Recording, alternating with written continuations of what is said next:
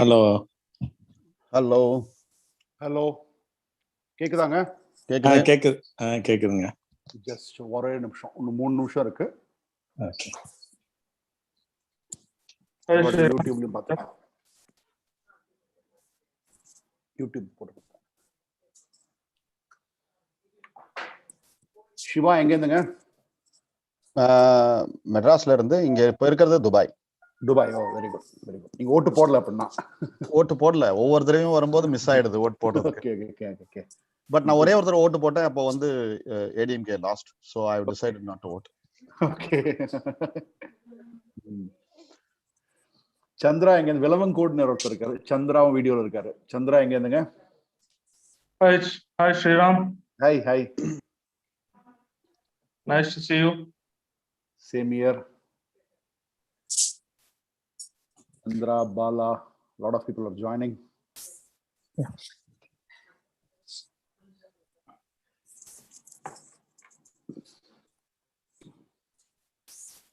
Hello. Good evening. Good evening. வணக்கம். Sriram, before you start at the outset, many congratulations and very happy to see you on the field. Thank you. And it was really great, taking your inputs from the field. Yeah. So, earphone கொடுங்க. Hello. Yes. Hello, Sriram. Yes, Mr. Raja. Yes, I'm Raja. Right. So we're just setting up so that YouTube la the questions on the kuda, then we can see. Hello. Shiladya Roy from Bengal is saying hello from in the YouTube. Very good. Raja, நீங்க எங்கங்க sir?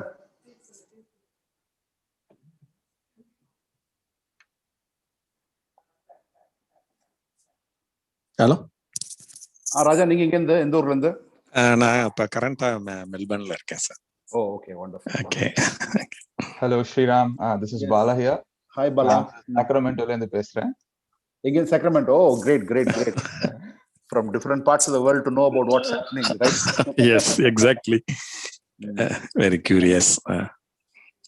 So it is 7 o'clock. Vanakkam.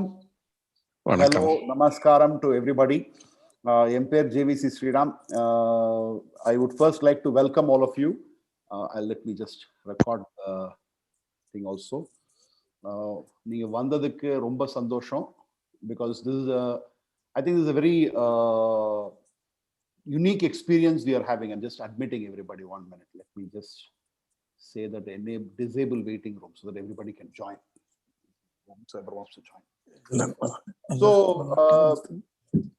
ஒரே நிமிஷம், எல்லாரும் join ஆயிட்டாங்கன்னா this room can take only 100 people. So உங்க friends யாராவது join ஆக முடியலன்னு உங்ககிட்ட வந்து லிங்க்ல இருந்து கேட்டாங்கன்னா they can all join in the YouTube. There are a lot of people who are watching it in YouTube also. I can see a lot of comments from YouTube. JVC sir, what do you think about the chance for Majlis? How much will you get? Okay. Gautam from London. Indo Analytics Private Limited. Yes, Indo Analytics. Unga per enna theriyadhu. I don't know your name. You can mention what is it you would like to ask? No. I honestly would want to listen to the whole conversation. Okay. And you had messaged me. My name is Bharat. You had sent me on DM. Great, Bharat. Great. My brother will be joining very soon, Vijay Kumar. So okay. He's going to join. He's also here in Dubai. So he's going to join as well. Great. Hello, sir. Pushpak Jain from Tirchi East. Okay. I didn't get the name from Tirchi East. Sir, Pushpak Jain. Pushpak. Yeah, Pushpak Kumar Jain from Tirchi East. Hello, sir. I'm Tirchi. Yeah. I'm Naveen from Avinashi. Naveen. I think we have been in communication. Just now, I think you asked for the Zoom link. Great. Yeah. Great. So let me first put it across, Tamil la pesalam nenikiren. I think all of you are comfortable in Tamil. Yaravadhu English la vandana, okay, no problem. We'll translate in English also, because I think there are a lot of people who are joining on YouTube also. So Empire JVC Sriram, na ஒரு corporate training consultant. I operate from India, UK and Kenya. Author also of a book called No Reference Point, about how COVID affected businesses and what we need to do. And I'm also a cephalogist. Basically நான் psephologist சொன்னா வந்து not a very analytical data-based cephalogist. It so happened that April 24th, 2019, I tweeted that BJP will get 302 plus and Congress will get 53 plus. And நீங்க எல்லாம் பார்த்திருப்பீங்க pin tweet. அது வந்து it came true, 303 and 52 வந்தது. So from that time, a lot of people have been asking me, and then I predicted Delhi election. It went horribly wrong because I should, சொல்லணும் எது நல்லா நடந்ததோ எது தப்பா நடந்ததோ. Delhi election கம்ப்ளீட்டா தப்பா போச்சு. பீகார் எலெக்ஷன் வந்து ப்ரெடிக்ட் பண்ணும்போது ஜஸ்ட் நான் வந்து my numbers will come just 1 or 2 hours before the exit pole. So Bihar எலெக்ஷன்ல வந்து எல்லாருமே வந்து எல்லாம் வந்து வராதுன்னும் போது நான் இப்ப சொன்னேன் வந்து கண்டிப்பா இது வந்து என்டிஏ கவர்மெண்ட் ஃபார்ம் பண்ணும், ஆனா வந்து very very thin majority and nobody will get big numbers சொன்னேன். அதே மாதிரி அதுவும் நடந்துச்சு. அதாவது நான் சொன்னேன் BJP most probably single largest party அப்படின்னா, பட் ஒரு சீட் வந்து ஆர்ஜேடி ஜெயிச்சாங்க. நமக்கே தெரியும் 7 மணி இருக்கும் போச்சு, 7:30 மணி தான் ஆக்சுவலா வந்து தெரிய வந்தது யார் ஜெயிப்பாங்கன்னு சொல்லிட்டு. அப்புறம் ஜிஹெச்எம்சி ஹைதராபாத் எலெக்ஷன் நடந்தது. அந்த எலெக்ஷன்ல வந்து நாங்க ஃபீல்ட் ஒர்க் பண்ணிட்டு நம்ம வந்து 48 to 52 ஃபார் பிஜேபி கொடுத்தோம், 55 அரௌண்ட் ஃபார் டிஆர்எஸ் கொடுத்தோம். அதுவும் கரெக்டா வந்தது. அதுக்கப்புறம் I'm well connected with Jaan Ki Baat founder. I think Pradeep Bhandari, all of you must be knowing, is a very young person, 29-30 years old. Or on the I will put everybody on mute and then I will unmute people also. Not a problem. You can unmute yourself also if you want to. No problem. The facility கொடுத்துட்டேன் நான். So Pradeep Bhandari நானும் பேசிட்டு இருக்கும்போது அவர் வந்து ஃபுல்லா Bengal concentrate பண்ணிருக்காரு. In fact if you watch Jaan Ki Baat video you will see that he is completely concentrating on Bengal and Assam and he is sitting there. அங்கேயே March மாசத்துலயும் உட்கார்ந்துட்டு இருக்காரு. நாங்க பேசிட்டே இருந்தோம், ரொம்ப மாசமா பேசிக்கிட்டு இருக்கோம். இந்த மாதிரி தமிழ்நாடு எலெக்ஷன் நீங்க எடுத்து பண்ணுங்க. நான் சொன்னேன் பண்ணணும்னா வந்து களத்துல இறங்கி பண்ணணும். நம்ம சும்மா வந்துட்டு தப்பா நினைக்க கூடாது. நீங்க யாருமே அதாவது பண்ணணும்னு நினைச்சோம்னா ஃபீல்டு ஒர்க் அங்க போயிட்டு ரூரல்ல போய் பேசணும். இப்ப நிறைய ஒப்பீனியன் போல் கூட யூடியூப்ல கண்டக்ட் பண்றாங்க. அவங்க வந்து ஹைவேல பேசிட்டு ஒரு மார்க்கெட்ல போயிட்டு பேசிட்டு இதான் நம்பர் அப்படின்னு சொன்னா அது வந்து நடக்கிற காரியம் கிடையாது. நம்பர் வந்து பிகாஸ் நமக்கு பிடிக்குதோ பிடிக்கலையோ வேரியஸ் சமூகத்தை சேர்ந்தவங்க கூட பேசணும். எப்படி ஓட் பண்றாங்க, what are the issues which we are ஹேவிங்னு. அதனால phase 1 of the exit poll முடிஞ்சிருச்சு. phase 2 அடுத்த வாரம் திரும்பி ஆரம்பிக்கிறோம். phase 1 எக்ஸிட் போல் வந்து நாங்க வந்து சென்னையில கொஞ்சம் constituency, north east Tamil Nadu. North east தமிழ்நாடுனா 1 year பெல்ட் தான். நான் 1 year பெல்ட் தான் சொல்லுவேன் நான்.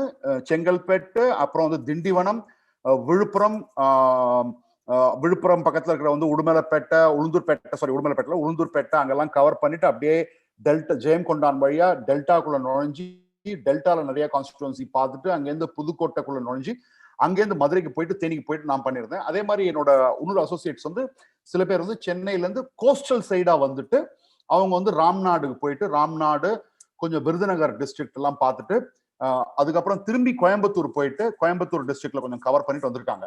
So now they have gone to Kerala போயிருக்காங்க. ஸோ இந்த எலெக்ஷன் வந்து this whole experiment which we are doing today, இன்னைக்கு நம்ம பண்ற எக்ஸ்பெரிமெண்ட் வந்து it is basically first time of its kind நான் நினைக்கிறேன். ஏன்னா வந்துட்டு ஒரு 2 அனலிஸ்டோ கமெண்டேட்டர்ஸோ வந்து பேசிக்கிட்டு அவங்க பேசுவாங்க, நம்ம எல்லாம் கேட்டுக்கிட்டு இருக்கோம். அப்படிதான் நடந்துட்டு இருக்கு யூடியூப்ல. இன்னைக்கு நம்ம என்ன நினைக்கிறோம்னா களத்துல இருந்து நீங்க என்ன நினைக்கிறீங்க, நான் பார்த்த சில விஷயம் சொல்ல போறேன். நம்பர்ஸ் என்னால சொல்ல முடியாது, தப்பா நினைச்சுக்காதீங்க. I think all of you must have come here thinking that numbers are going to come. Unfortunately, we are not going to release the numbers. Numbers cannot be released till April 29th, 7 p.m. 6:30 p.m. to 7 p.m. Now we can release the numbers. Okay. My another analyst has also joined, research analyst Balaji has also joined here. Sushmendra Balaji is now in Kerala. Sabarimala கெட்டலாம் போயிட்டு நீங்க வந்து exit போல் conduct பண்ணிட்டு இருக்காரு. Okay, so நாங்க வந்து we can give the pulse of the people. நாங்க என்ன பார்த்தோம், எப்படி போயிட்டு இருக்கு, அதே மாதிரி உங்களுடைய எண்ணம், உங்களுக்கு what is you seeing also, அது கூட ரொம்ப முக்கியம் எங்களுக்கு. அதனாலதான் இந்த எக்ஸ்பெரிமெண்டே. அதாவது இந்த தேர்தல் தமிழ்நாட்டை பொறுத்த மட்டும் this election is going to be an extremely important election because first time we are having an election without Jayalalitha and Karunanidhi. அது எல்லாருக்குமே தெரிஞ்ச விஷயம். Number 1. Number 2, unfortunately, Bengal elections have taken such a big precedence that national media would have focused Tamil Nadu அந்த அளவுக்கு இல்ல. யாருமே opinion போல் களத்துல போய் பண்ணல. ஆதான் டிவி ஒருத்தங்க தான் பண்ணிருக்காங்க. அவங்க கூட ஹைவேஸ் அண்ட் நீங்க பாத்தீங்கன்னா தெரிஞ்சிடும். இன்னைக்கு தான் நானே பார்த்தேன் ஆதான் டிவி வந்து, முன்னாடி கூட பார்க்கல. இன்னைக்கு ஏதோ போட்டது பெருந்துரை பத்தி போட்டப்ப மக்கள் சொன்னாங்க சார் இவங்க கூட பண்றாங்கன்னு. சோ அதனால பார்த்தேன். சோ நிறைய பேர் பண்ணல. நாங்க வந்து கிராமத்துக்குள்ள போயிட்டு அது வந்து 1 year காலனியா இருக்கட்டும், நான் 1 year காலனியா இருக்கட்டும், எஸ்சி காலனியா இருக்கட்டும், முஸ்லிம் ஏரியாவா இருக்கட்டும், அதே மாதிரி வந்து சவுத்ல பாத்தீங்கன்னா மேட்டு தெரும்பாங்க. அங்க ஒவ்வொரு ஏரியானா நான் பிறந்து வளர்ந்து வந்து சென்னையில சேப்பாக்கம் அக்பர் சாஹிப் ஸ்ட்ரீட்ல தான் பிறந்து வளர்ந்தேன் நான். படிச்சது ஸ்ரீவில்லிபுத்தூர் இன்ஜினியரிங் காலேஜ். அதனால ஃபுல்லா சவுத்ல வந்து நிறைய நாள் இருந்திருக்கேன். என் சொந்த ஊர் திருச்சி, எங்க கிராமம் வந்து ஜியபுரம், சொந்த ஊர் திருச்சி. ஸோ தமிழ்நாடு பாலிடிக்ஸை பத்தி நல்லா கொஞ்சம் ஓரளவுக்கு தெரியும். நான் 1989 இருந்து 1989 to 1998 I was a member of DMK. I should also confess that I was a member of DMK in Chepauk constituency, and I don't want to say anything more. Now I'm no more a member of DMK. No, 1998 I was a part of DMK also. So first time, so big things which I want to share with you is 1989 எலெக்ஷனை விட்டுறலாம். 1991ல ராஜீவ் காந்தி செத்து போன அப்புறம் ஒரு election எனக்கு ஞாபகம் இருக்கு. அன்பழகன் தான் எங்க சீட்ல கண்டெஸ்ட் பண்ணார். Anbazhagan was the person who contested in Chepauk and Tiruvallakeni. He cancelled all the meetings. In fact, Jayalalitha also cancelled all her meetings because it was a very well known, it was a wave election. 1991. 1996 பாத்தீங்கன்னா, I think all of you would have observed, it is again a phenomenal wave election. அதாவது ஒரு சின்ன பையன் கூட சொல்லுவான் ஜெயலலிதா வரமாட்டாங்க அப்படின்னு. அவ்வளோ கோவம், அவ்வளோ ஆதங்கம் இருந்தது. 2001 அந்த அளவுக்கு இல்ல, ஆனாலும் மக்களுக்கு ஒரு அதிருப்தி இருந்தது. 2006 பாத்தீங்கன்னா நமக்கு வந்து அந்த அளவுக்கு ஒன்றும் இல்லை அதே மாதிரி. 2011 பயங்கரமான ஒரு அலை எலெக்ஷன் அகைன். அதனால தான் சென்னையிலேயே நிறைய இடத்துல ஜெயிச்சாங்க. சென்னையிலேயே நிறைய சீட் வந்து 1000 லைட்ஸா இருக்கட்டும், ஹார்பர்ல கூட அதிமுக ஜெயிச்சாங்க. they won. 2016 was a very close election. I would call as a wave election, swing election. இப்ப வரைக்கும் அந்த ரோட்ல போனா ஒரு கிராமத்துக்குள்ள போனா அப்படியே பயங்கர கோபமா நான் போட மாட்டேன், அந்த மாதிரிலாம் நான் கேட்கவே. Okay, that is what is the first observation we have. Number 2, a big observations we have is pudu players are coming and playing a big havoc and role. Okay, some people are saying can't understand Tamil. Okay, I can speak in English also. Sure, I'll do that. Okay, big new players are coming and playing a very, very big role. Be it Seeman, if you notice, in fact, this is something which I'm going to discuss with all of you. Okay, you can show your opinion also. Seeman got 4 lakhs in 2016. He got 16 lakhs in 2019 in a span of 3 years. And that too in a parliamentary election where I think he doesn't have any role to play. The big thing about this election will be how much Seeman can get. Can Seeman double? Can he touch 40 lakhs? How much is Kamal Haasan going to cut as far as urban is concerned? These are very, very important news and information. And also, we also have the TTV Dinakaran coming up as far as color is concerned. Color vote is concerned. And color vote, you must be knowing that predominantly from the Tanjavur Delta land அப்படியே ஆரம்பிச்சு up to south வரைக்கும் போகுது, எல்லா இடத்துலயும் இருக்காங்க. So இதெல்லாம் தான் broad analysis of the election. Okay, so in the election எப்படி போகுது, what is going to be, what is the opinion and the mood which you see on the ground? So do you see an anti-incumbency? What is that you're hearing? And you can also ask me question as far as, but for numbers and data, I can share what I think I can share, which is not prohibited by the Election Commission. And I also need to say, நான் தமிழ்ல சொல்லிடுறேன், அப்புறம் இங்கிலீஷ்லயும் சொல்லிடுறேன். At this point of time, நான் சொல்ல வேண்டிய விஷயம் ஒண்ணு, நாங்க வந்து ஒரு பார்ட் ஆஃப் எக்ஸிட் போல் தான் முடிச்சிருக்கோம், இன்னொரு பார்ட் ஆஃப் எக்ஸிட் போல் நாங்க முடிக்கல. அதனால எங்களால கம்ப்ளீட்டா ரிவீல் பண்ண முடியாது.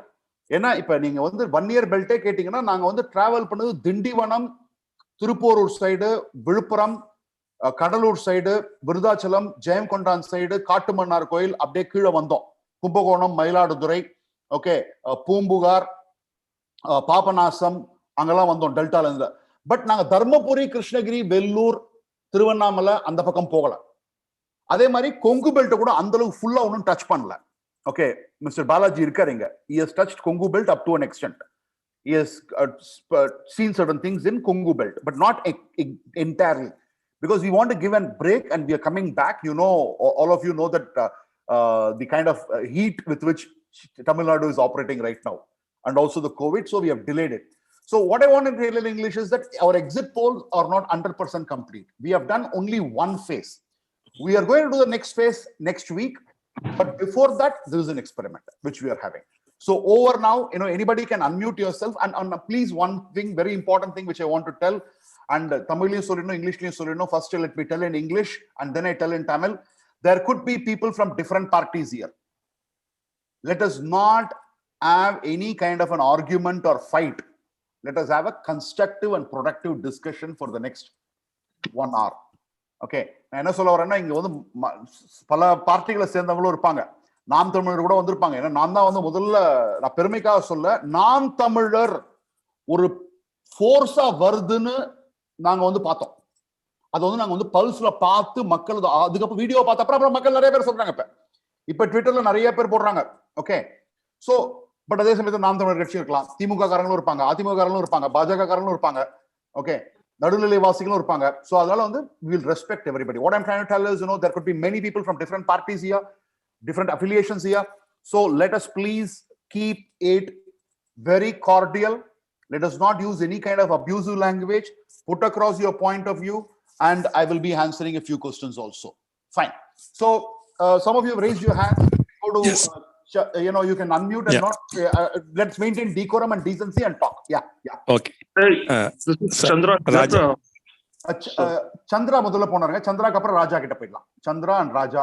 Chandra, Raja, Ajay Kumar and Rakesh. Thanks, Sriram. See, I think my question is. எங்க வந்தீங்க? எங்க இருந்து இருக்கீங்க? எங்க இருந்துன்னு கூட சொல்லுங்க. Yeah. Can you hear me, Sriram? Yeah, I can hear you. Very clearly. Wonderful. I can hear you. Wonderful. Thank you. So, if we basically take 2019 as a base in terms of what was the head start for each of the party in 2019. Yeah. Clearly, it seemed that DMK is, far ahead than others.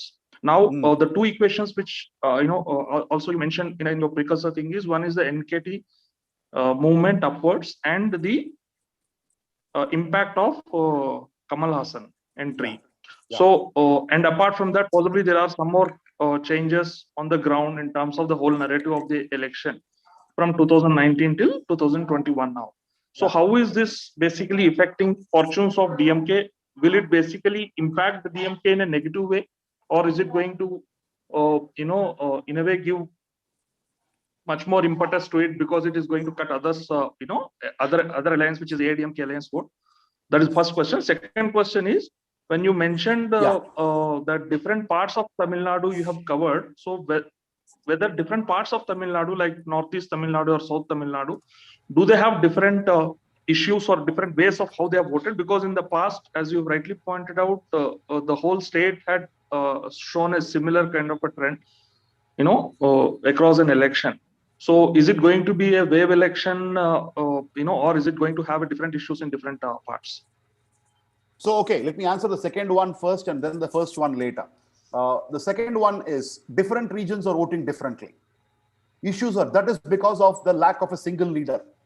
There was a unifying leader either in Karunanidhi or MGR or Annadurai or Jayalalitha. In fact, Jayalalitha was and MGR were tallest of the leaders there. So different regions are voting differently, different issues come into picture, different social groups come into picture, different caste combination is working out. So that is very, very clear, absolutely clear, number one. So is it a wave election or not a wave election? Since we have not completed our exit poll, we can't tell that it cannot be a wave election. But to our understanding, we can say that we have not been able to see a huge wave like what we saw in 1996 or 2011 or 1991. Okay, so I've answered the second part. First question, come again, Chandra. Just come again. Just give me a brief, then I'll take it up. Yeah, 2019 DMK is. Okay, I got it. Okay. See, we have to historically look at. I think if there are people who are outside of Tamil Nadu, please listen to me carefully. Historically, I can prove from 1980. 1980, there were hardly 2 MPs from AIADMK. And within months, Indira Gandhi dissolves Tamil Nadu Assembly. MGR comes to the road and asks, what mistake did I do that you unseated me? And he comes back with a huge majority. 1980. 1989, Assembly election in January, DMK sweeps. And later in November, ADMK sweeps, Congress ADMK alliance sweeps. 1996 and 1998. I don't want to get into the data every time. I'm just mentioning here. 1996, you know what happened? 1998, what happened? 1996, sweep by DMK. 1998, they had 3 MPs. If I'm right, they had 3 MPs. 2004, Jayalalitha draws a blank, and 2006, it is a different story altogether. She gets 69 seats and DMK gets 96 seats. Same way, 2014, ADMK sweeps, but 2016, ADMK struggles to win. If somebody tells me 2016 was a great victory by ADMK, no, it was an edge. It was a razor. So, and more importantly, 2019 on the same day, in one polling booth, same polling booth, in a room, people vote for parliamentary election, people vote for assembly election. By-elections are happening for 23 seats. So they vote for a parliamentary candidate differently, an assembly candidate differently. And some of them do not even go and vote in the parliamentary election, but do vote for the assembly election. These are all things which have happened. So what is there to conclude? I am not saying that 2019 will not repeat, but I'm saying historical evidence is there to tell us that Tamil Nadu voters are too smart and intelligent. You know, every state will say the same thing. They know what are the issues they are voting for. It's as simple as this. So that is what we need to look at. Have I answered your question, Chandra? Just one part of it on the impact of NKT and the I think we have to discuss that. Okay, NKT is going to make an impact. What impact? I think we will all listen to various people will have different stories to tell us about NKT's impact. NKT's impact will be more than Kamal Hassan's impact. I know I have a few friends of mine who are from Kamal Hassan's fans, but I can tell that NKT's impact will be more than Kamal Hassan's impact. Yes. Okay. Let me go to who was the person whom I said? Ajay. Yeah. Raja. Yeah. Raja here. Yes, Raja. First thing வந்து நீங்க வந்து இப்போ exit போல் பண்றீங்கல்ல, நான் கேள்விப்பட்ட வரையும் exit போல் வந்து அந்த same day of election நீங்க பண்ணும்போது ரொம்ப எஃபெக்டிவா இருக்கும். ஏன்னா இமீடியட்டா போலிங் பூத்ல இருந்து வெளியே வந்தோடனே they will tell the truth whom they voted. But after few days after a week இப்போ போய் கேட்கும்போது அவங்க வந்து they got money from some party, though they don't want to hide. There may be அந்த போல் result எந்த அளவுக்கு இருக்கும்னு தெரியல. ஒண்ணு ஒரு பாயிண்ட், இது ஒரு டவுட் எனக்கு என் மனசுல. ஏன்னா எல்லாரும் அந்த சேம் டேனா அதோட ரிசல்ட் வந்து மேபி 90% ட்ரூவா இருக்கலாம் அவங்க சொல்றது. இப்ப டேஸ் ஆக அவங்க வந்து ஒருவேளை வின்னிங், இப்ப எல்லாருமே வந்து ஒரு மாதிரி ஒரு டிஎம்கே வின்னிங்னு ஒரு சைட்ல எல்லாம் அவங்க சொல்லிட்டு இருக்காங்க. 2019 நீங்க சொன்ன மாதிரி இப்ப 2019 ரிசல்ட்டே சொல்றாங்க. ஈவன் இன்னைக்கு ஒரு வீடியோ பார்த்து தங்க தமிழ் செல்வனுக்குலாம் மினிஸ்ட்ரி பத்தி எல்லாம் பேசிட்டு இருக்காங்க, யாரா இருக்கு மினிஸ்டர் அந்த அளவுக்கு எல்லாம். பட் அந்த டயத்துல எக்ஸிட் போல் பண்ணும்போது மக்கள் வந்து ஒருவேளை ஏடிஎம்கே போட்டவங்க கூட வந்து சொல்றதுக்கு யோசிக்கலாம். ஒரு டவுட் கேட்கிறேன் ஒண்ணு. அப்புறம் அது ஒண்ணு. அப்புறம் வந்து என்னுடைய தொகுதி, நான் வந்து என்னுடைய தொகுதி ஆக்சுவலா மதுரை வெஸ்ட், பட் எனக்கு தெரிஞ்ச ஒரு தொகுதி முதுகுளத்தூர். அதை பத்தி ஜஸ்ட் ஒரு அப்டேட் சொல்றேன். அது வந்து இயர்லியரா இதே மாதிரி டிஎம்கே தான் சொன்னாங்க 1 month முன்னாடி ஈஸியா ராஜா கண்ணப்பன் ஜெயிப்பாருன்னு. அதுக்கப்புறம் சப்சிக்வெண்டா வந்து லாஸ்ட் போக வந்து அது ரொம்ப க்ளோஸ் கண்டஸ்டா இருந்துச்சு. ஏஎம்கே வந்து ஒரு அதுல ரொம்ப ஓட்டு பிரிப்பாங்கன்னு சொன்னாங்க. லாஸ்ட் வந்து அதை வந்து அவ்வளவு பிரிக்கல, ஒரு 50-50 2 ஏடிஎம்கேக்கும் ஏஎம்கேக்கும் போய் க்ளோஸ் ஃபைட்னு இருக்காங்க. பட் ஸ்டில் வந்து அவர் ஒரு 20,000 ஓட்டு வரையும் அவர் எடுப்பார்னு சொல்றாங்க, TTV group candidate. But I am not sure the result எப்படின்னு. உங்களுடைய இது I don't know whether you travel to Ramnath district, அது எப்படின்னு தெரியல. ராம்நாடனுடைய கான்ஸ்டிடியூன்சி பத்தி தெரிஞ்சாலும் ஜஸ்ட் ஒரு ஓவர்வியூ தெரிஞ்சா சொல்லுங்க. Okay, thank you. So let us limit to one question per person. You know, I think it will become easier and crispa mudichirunga. So a lot of questions. May I speak about Ramnath? Yeah, Balaji, I think you should speak about Ramnath. Yeah. May I speak about Ramnath? May I give an input about what I got? Yeah, great. Yes, I think let him go ahead. I'll take it up later. Yeah. Ramnath district la enna prachana abinaka, see, Ramnath district basically was nurtured by Manigandan from AIDMK. He had nurtured that constituency and it should not have ideally gone to Kupuram of BJP, because though Kupuram is a good candidate as a profile, but organizational strength in Pakumbodhu, you have to understand. I think Sriram sir will be able to give a better insight, but let me tell you that in Ramnath, you have almost about 21,000 Christian votes and about 40,000 Muslim votes. So with this, how are you going to break into the Ramnath jinx? I don't understand. So it was a very wrong choice, because someone was nurtured the constituency for almost 2 years.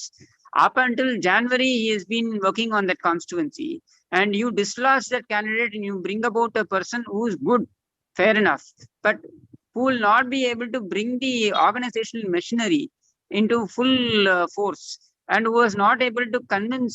In fact, C.T. Ravi, I believe, was calling the candidate last week. அதான் கூப்பிட்டு இவரை கூப்பிட்டு MLA கூப்பிட்டு நீங்க போய் கேண்டிடேட்டோட work பண்ணுங்கன்னு சொல்லியிருக்காங்க அப்படின்ற மாதிரியான ஒரு தகவல் வருது.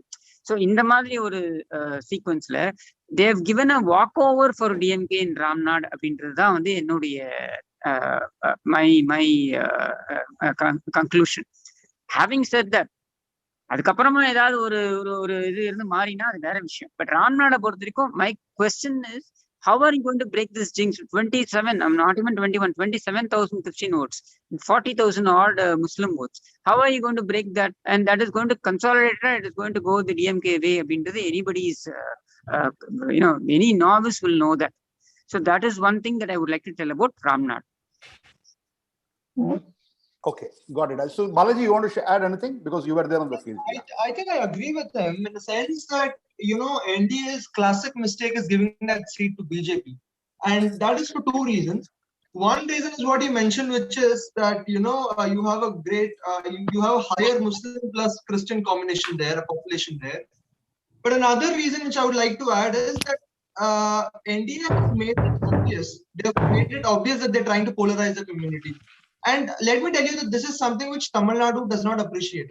I mean, this is the entire narrative that DMK has been playing for so long, that, BJP is a party which tries to, divide people. So they've played right into that narrative by giving this particular seat to BJP. Okay, got it. I think, got it. Several questions are coming up. Let me take up some in the YouTube also. I don't think 10.5% for 1 year will work. People are well aware enough to understand election gimmicks.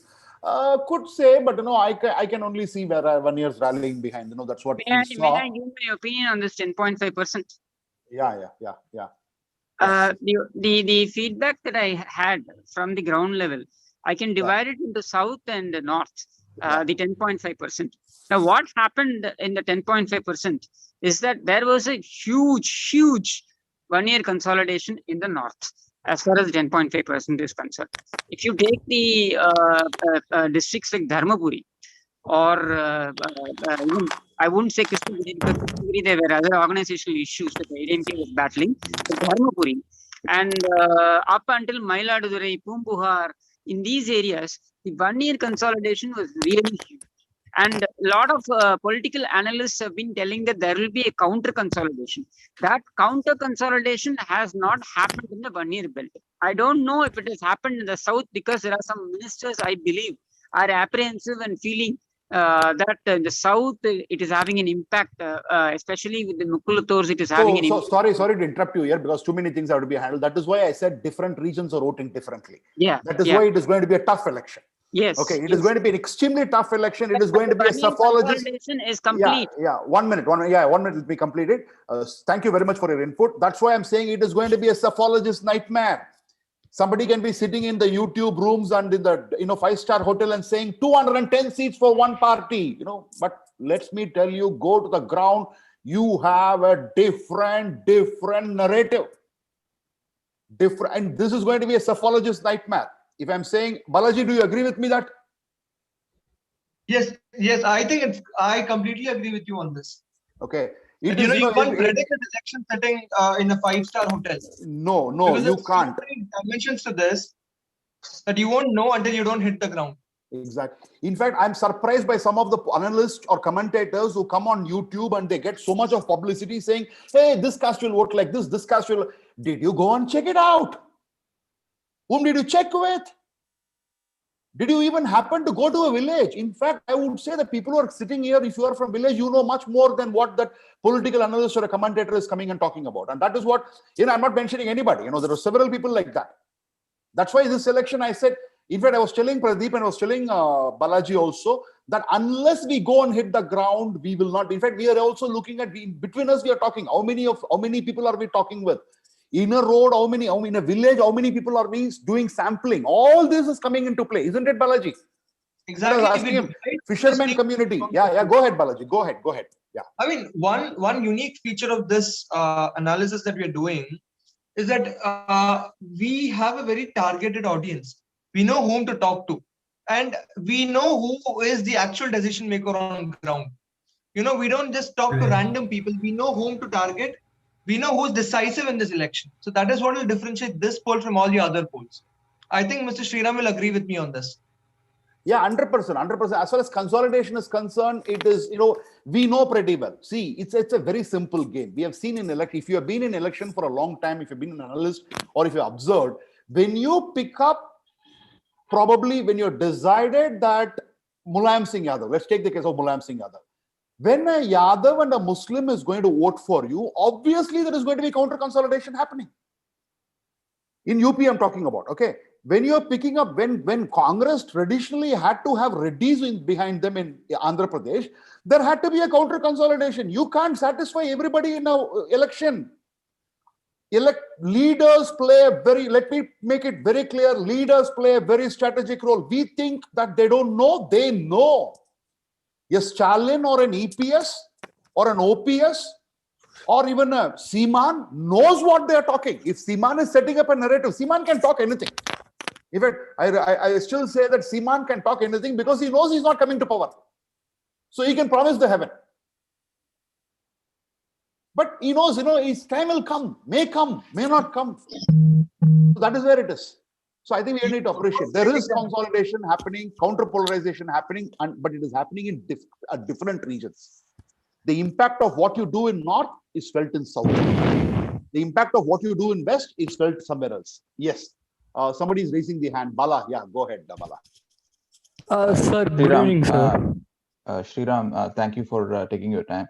I just wanted to get your inputs on Kaveri Delta, like North and South. Do you still think Makkal vande EPS or welfare measures prefer pandrangla? Illana Kalangar, still they want loyal to Kalangar. Okay, because of paucity of time, I'm just rushing through. Delta has been traditionally a DMK stronghold.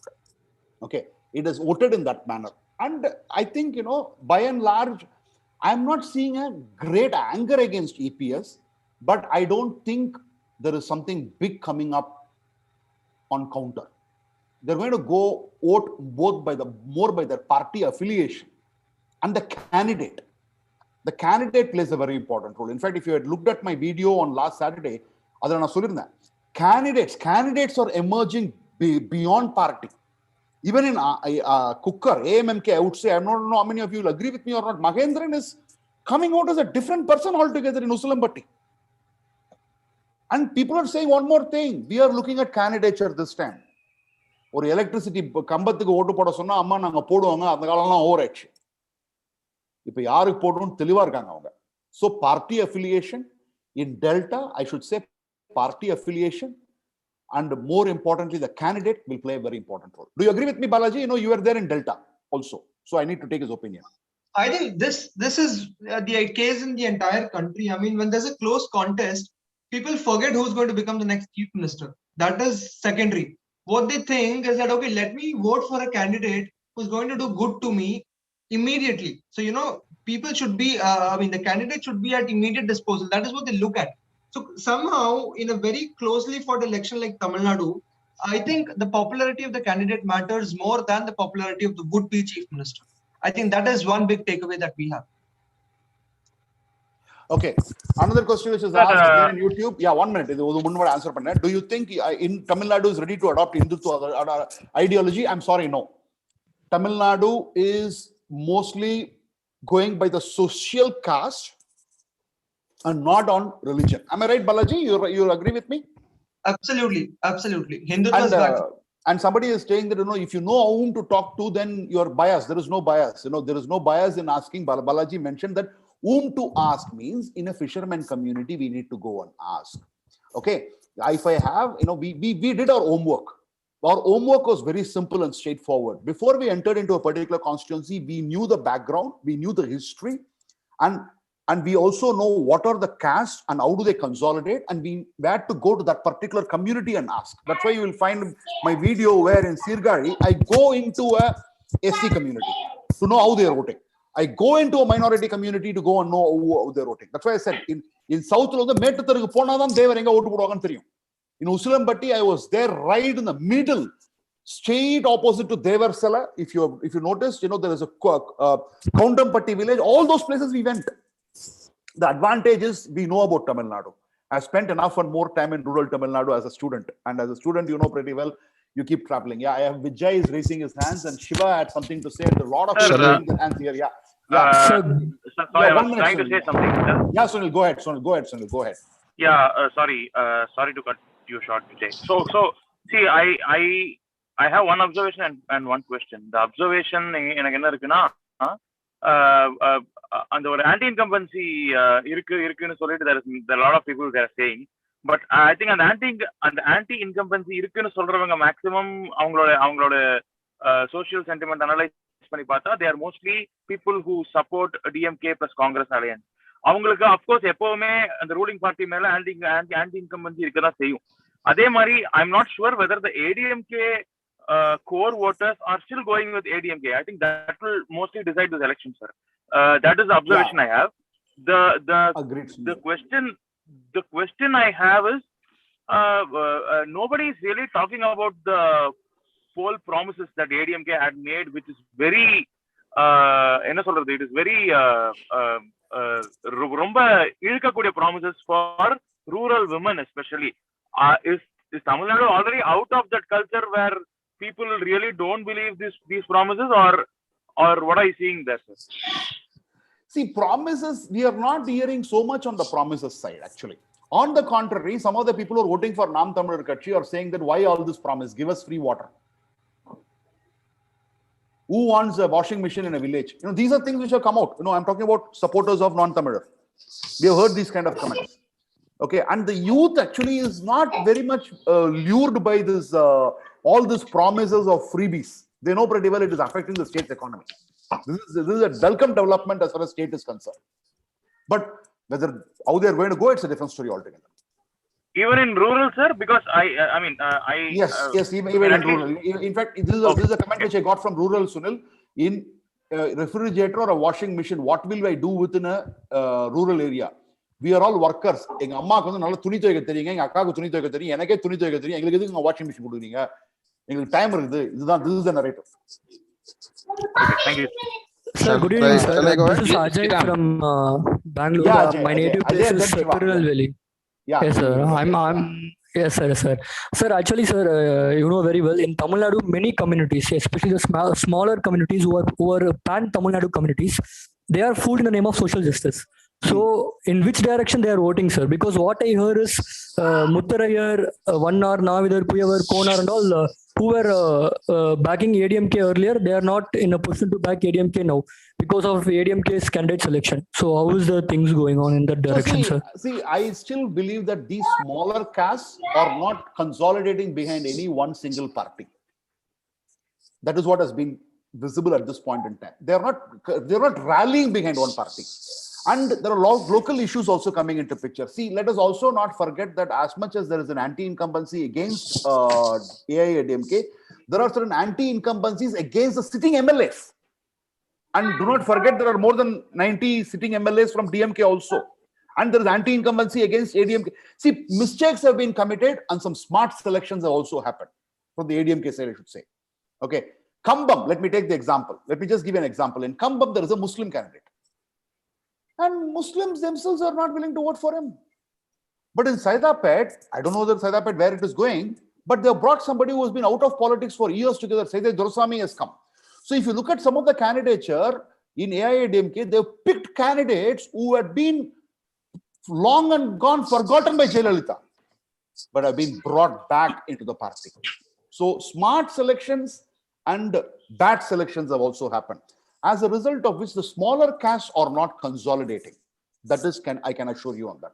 Yes, Mr. Sriram, I want to give a Mr. Shiva, 1 minute. Shankar, I'll come to you next. I'll just go to Shiva and then Shankar because he's been waiting. Yeah. All right. Thank you for the time. I had quite a few questions. Most of them are covered. But then one thing out of your just statement that in Tamil Nadu, people are not going towards the Hindu kind of voting, BJP pattern. So my question is, having BJP in ADMK fold, has it worked negative, if not positive, or has it neutralized? See, giving you a very straightforward answer, Shiva, is that, yeah, you have another question? Okay, go ahead. It's a fallout. If you say in most of the constituencies, people are seeing as the candidate. So irrespective of a candidate as a BJP, for example, M.R. Gandhi in Kanyakumari district seems to be a fantastic candidate, but he's a BJP. So is BJP factor affecting him, or is his candidate face helps him? Number one. Same thing with Avadi. If you take Mafoy Pandyarajan, has been very decent, and if you ask any common man, he will say that he is the man to win. But the details coming up showing that he may be on a negative ground. We don't know. Same thing with, again, PMK. Last time, if you see in 2016, PMK had 21 lakhs vote polled, but they were alone. But now they are with ADMK. Looks like probably 30-35 seats will favor this alliance, NDA alliance. We don't know. So my question is on these three fronts. Okay. See, as far as Hindutva is concerned, it is going to be a very, very tough one to predict. There has been so much of wrong narrative set about BJP. Okay. But let us also understand one thing. Tamil Nadu was not a fertile ground for saffronization for a long time. Telangana, in fact, I've written a blog also. Telangana is a perfect fertile ground, but Tamil Nadu is not. So, in fact, Tamil Nadu, BJP always starts with minus 15,000 votes. Well, other parties start with plus 15,000. But I can tell you, I have not been to Nagarkoil, so I can't talk about M.R. Gandhi at this point in time, but I have seen some of the other candidates. They are talking about the candidature. Like, say, let's take the case of even a turncoat like Dr. Saravanan. They're saying,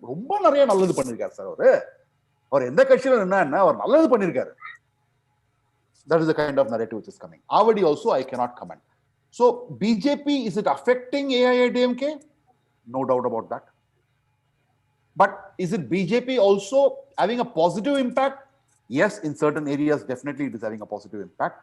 So, it is a choice which you have made, because when you pick one end of the stick, you also pick the other end of the stick. I think all of you would agree with that.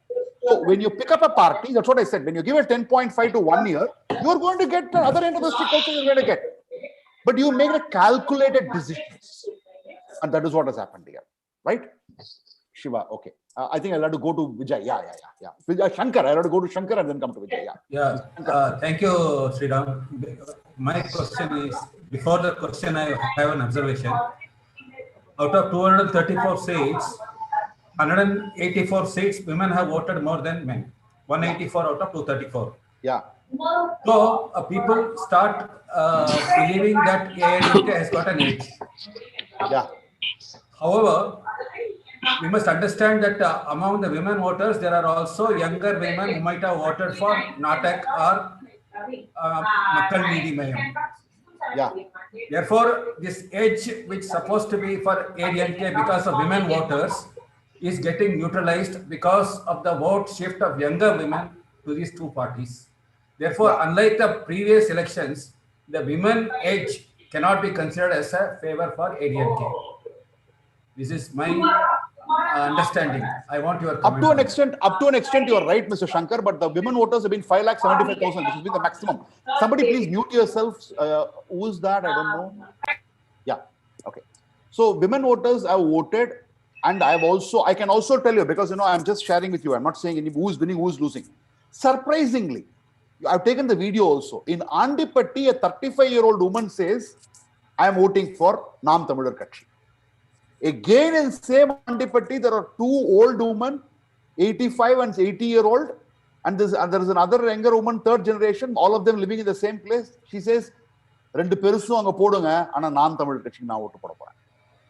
And women in Madurai have told me that they're voting for DMK also. And in the same place, we also have women who said, we will only vote for 2 leaves because that is the only symbol which we know.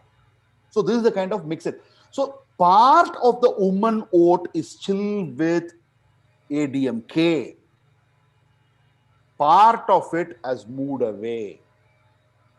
But that may not affect badly for ADMK, basically because the women have voted so much more than any other election. This is my observation. I hope I've answered your question, Mr. Shankar. Thank you, Sriram. Fine. Somebody is asking me whether A. Raja's, one second. Somebody is asking in YouTube whether A. Raja's comment has hurt very much. In rural area, it has hurt. But in urban area, it does not hurt. Urban area, they're saying both people are talking here. But in a rural area, they are saying openly, no, no, no, no, no. Just, in fact, more than A. Raja's comments, Dayanidhi Maran's comment has hurt people. I do not know how the message went to rural areas. Appa Amma. He called Modi Appa and Jayalalitha Amma. And we all understand in rural areas, telling UPS something also people can tolerate, but telling something about Jayalalitha, they can't tolerate. This is what I have to say about as far as women factor is concerned. Yes, Mr. Vijay. Yeah. Okay. Shall I go? Vijay and then Rakesh. Vijay and then Rakesh. Yeah. Okay. Thank you, Sriram. Thank you. First of all, thank you for hosting this show. One of the questions I wanted to ask has already been asked by Mr. Shankar, which is the impact of women voters. Okay, I think you've already answered that, so I don't want to repeat the same question. But the next one is the impact of new first-time voters. Okay, we keep hearing different opinions about how the new first-time voters would have gone. Either they might have gone for either Makkal Needhi Mayam or Nam Tamil Katchi. There are a few people who say that traditionally new voters will always be undecided till the last moment, and then they will choose what happens at that point in time. Probably they'll be swayed by the things that happen just right before 1 day or 2 days before the election, number one. So new voters is my first question. Two is that, sorry, you said only one question, but quickly I'll cover this as well. The last day, the penultimate day of the election, ADMK came out with the newspaper ad throughout. Did it have an impact? I mean, it's been a general opinion that there's a severe impact towards ADMK. It favored ADMK plus BJP combined. So it had this had a real ground effect? Is the other question I wanted to ask. Vijay, if you can please, the first question is concerned, I think a lot of new voters, in fact, we should also know that 1.37 crore new voters were there this time from the age group of 18 to 29. 5% new voters, 21% from this age group, if I had to put numbers up for stacks. Oh, and okay. There are, if I even consider 70% turnout or 65% turnout, you will have 85 lakhs of voters coming into play, new voters or the second-time voters. And these second-time voters have already decided. By Saturday itself, they have decided. They know which way they're going. They do not, in fact, my first question and some of the exit poll I can share with you was, did you vote for change? Yes. So did you vote for a change in party or a change in political system? Change in political system. I think I've answered your question. Message is loud and clear. Yes, Sushmendra Balaji. Yeah. I think Arasanga Matram and Arasiyal Matram in Tamil Nadu now mean two different things. Correct. Arasanga Matram is this anti-incumbency thing, which is directly benefiting the opposition, whereas Arasiyal Matram is benefiting all these newcomers who have decided that I'm not going with both these parties. Yeah. Even I would also thank you. I think you're right. There was another question which was unanswered. The last days, the penultimate days. No, that's what I'm coming to it because see, advertisements might have worked only in the urban area. Okay. It might have not have worked in the rural area. And we have not seen any impact of the advertisements on the rural areas. It might have worked only in the urban areas. And I don't even know how much of people are reading newspapers today. These are all the problems which are post-COVID is coming out. Okay. Although on the electoral strategy, because a lot of things what we talk in social media is irrelevant on the ground. Let's take the case of fuel price hike. We talk about it so much in the cities. In the rural, that is not a factor. Nobody is talking on that in the village because the village votes en masse more than the urban area. What is affecting somebody sitting in the drawing room of Madurai, Chennai, Salem, Dindukkal, even in Namakkal or a Tirupur or even a Dharmapuri. But what affects in the village is completely different. Hope I've answered you. Am I right, Balaji? Did you notice that also, particular thing? I mean, priorities and aims are totally different. Completely different. And I know pretty well, urban-rural divide hardly happens in the span of 2 kilometers in Chennai. Exactly. அதாவது திருச்சியில சொல்ல போனா தில்லைநகர்ல இருந்து அப்படி திரும்பி bypass திரும்பிட்டீங்கன்னா கம்பர்சம்பேட்டை போயிட்டீங்கன்னா அங்க வேற பேச்சு, தில்லைநகர்ல வேற பேச்சு. ஒத்துப்பீங்கன்னு நினைக்கிறேன். நான் திருச்சி பத்தி பேசுறேன். நான் ஸ்ரீவில்லிபுத்தூர்லயே பாத்தீங்கன்னா நீங்க மேட்டு தெருக்குள்ள வெளில வந்தீங்கன்னா காமராஜர் சிலைக்கு அங்க வேற பேச்சு. ஒரு 100 மீட்டர் தள்ளி போங்க. இன்ஃபேக்ட் ஆண்டாள் கோவிலுக்கும், those of you who know Srivilliputtur well, Andal கோவில் and the difference at the Vaidiswaran Kovil are two different entities altogether, because Vaidiswaran Kovil is more of a semi-urban rural area. Okay. Yes. Shall I go ahead? Can I have just 60 seconds? Rakesh. Yeah, okay. I'll share some ground scenario. I'm from Tyagaraja constituency from Chennai. So it's one of the constituencies in Chennai where ADMK has the edge over DMK. So one key pattern I have noticed is that whoever voted for Makkal Needhi Mayyam in 2019 Lok Sabha elections, which comes under the South Chennai constituency, they have come back to the ADMK fold because one key thing is Makkal Needhi Mayyam has faltered in the candidate selection, especially Mr. Parakkarupaiah is the candidate for Makkal Needhi Mayyam. And in 2019, Mr. Rangarajan, who was a chartered accountant, who had a better appeal among the urban voters. So now those voters are coming back to the ADMK fold because they want to give a clear mandate. One is because you asked whether there is an anti-incumbency, especially in the Tyagaraja constituency, you can see a slight pro-incumbency towards EPS, because if you have traveled around Pandi Bazaar, you can see a lot of smart city works that have been completed and the entire area has got a great makeover, and the water supply has been handled pretty well in the past 2 years. So these are all the points that I see some educated people and also the middle class and the urban voters discuss. And I'm not sure if the slight pro-incumbency will reflect in the other constituencies or whether it will be enough to carry ADMK and EPS to the winning poll. But I think I noticed this scenario, and Makkal Needhi Mayyam slightly becoming out of favor even in the urban constituencies. And as you told, Seeman is doing better than Makkal Needhi Mayyam. So these are all the observations that I can bring to you from Tyagaraja Nagar, which I think ADMK will win. Thank you very much, Rakesh. Thank you for the things. Family, somebody is asking me about the family politics. Family politics, up to an extent, in the middle class, educated voter is getting a little bit affected.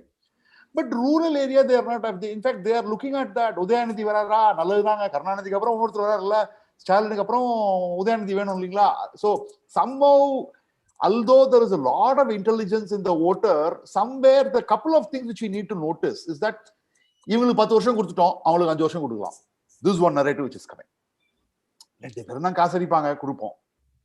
Another narrative is வந்தா வரட்டமே, பையன் அடுத்து வந்தா வரட்டமே அப்படின்னு பேசுறவங்க இருக்காங்க. அதனால டைனாஸ்டிலாம் அதாவது more than these things, I would say that the one message which I would like to probably give is campaigns will have to be, if it can be more issue based,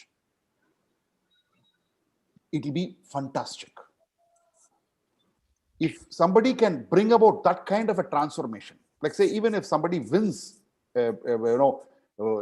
leader wins, if he can bring out the transformation, show it, that would be fantastic. So that is what is. Can I have just 60 seconds, please? Yeah. All right.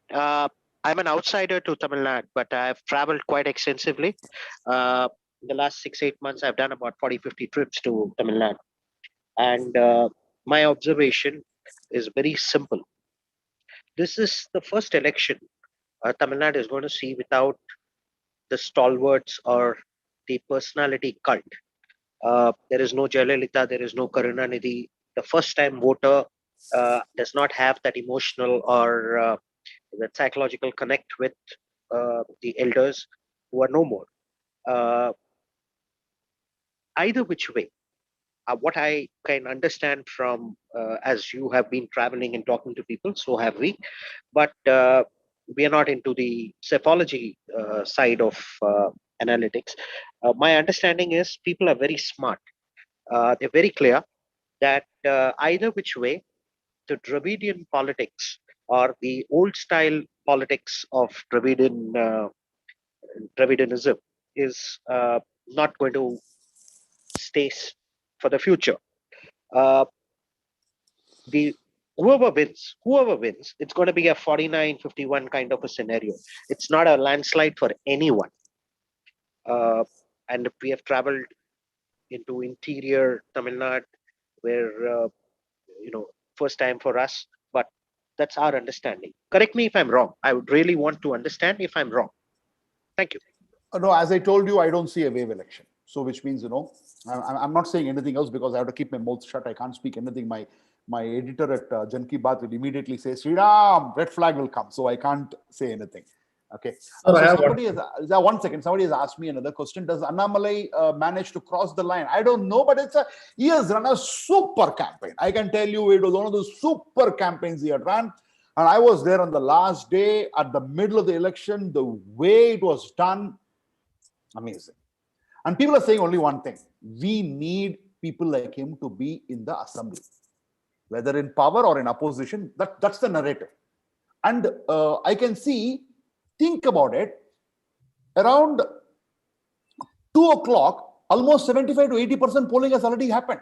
And if you want proof, Sriram, have you traveled? I went into the polling booths and I took videos also.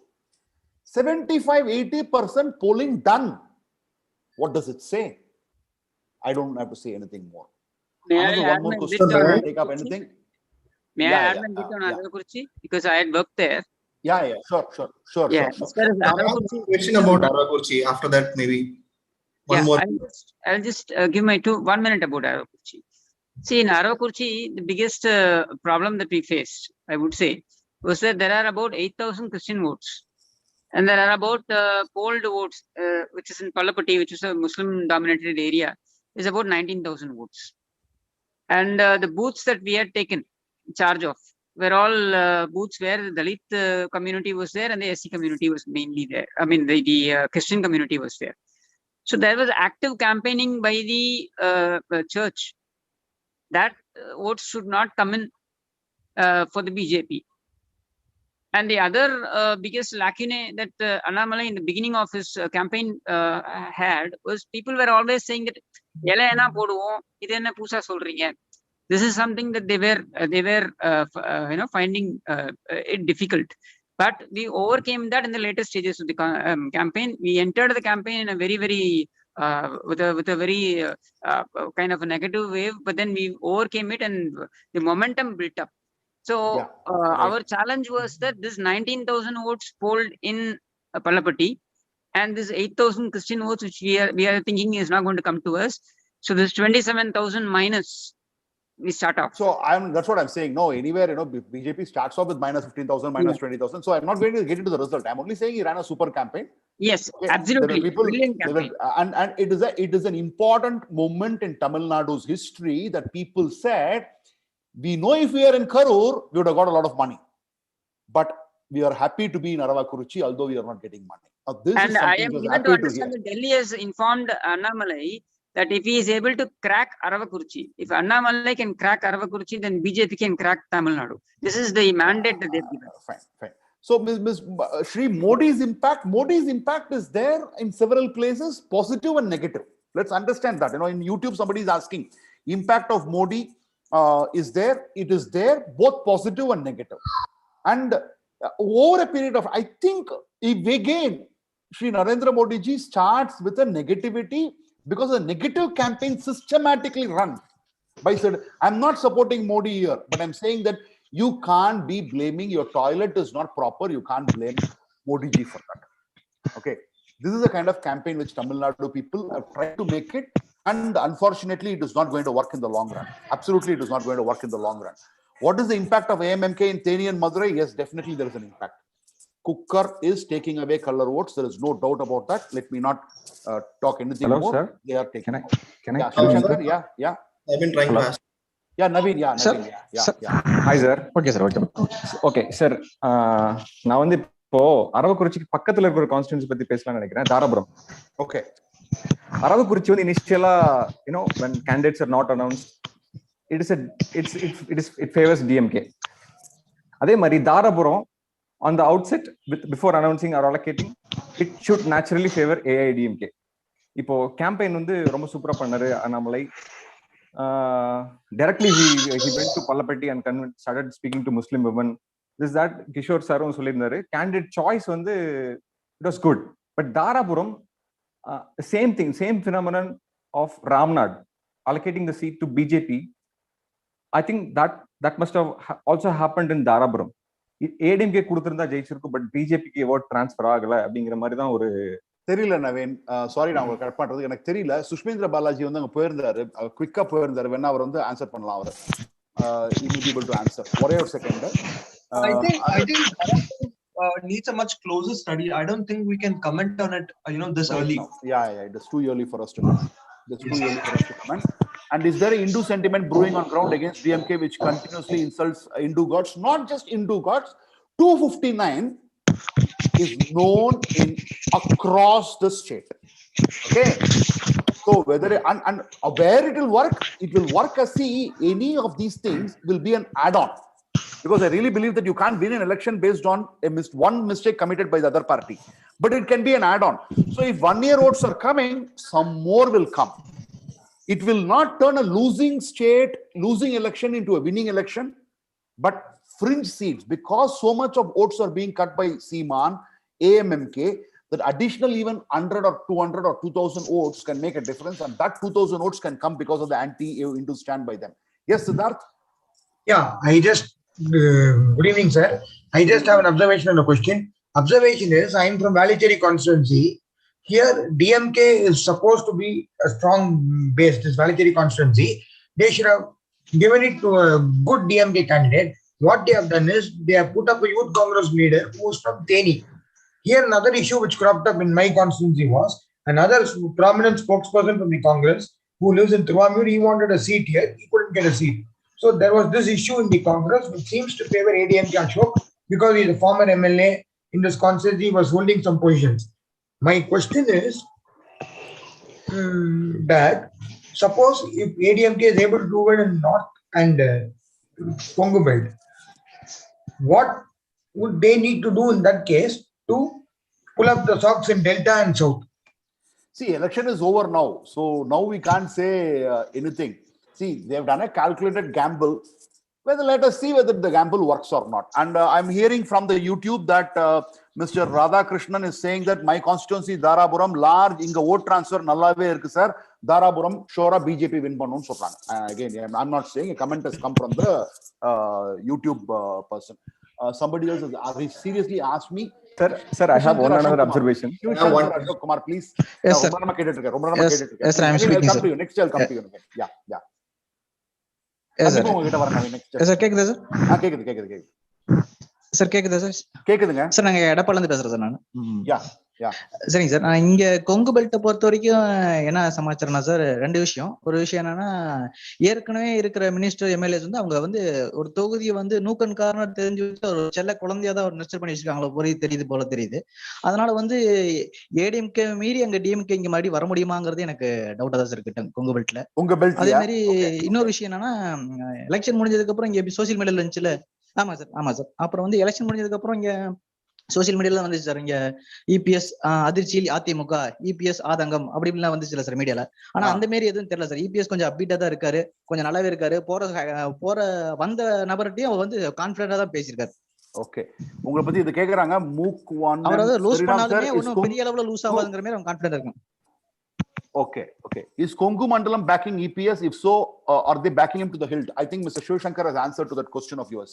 Sir, one question from my side. Yes, Saranand. Yeah.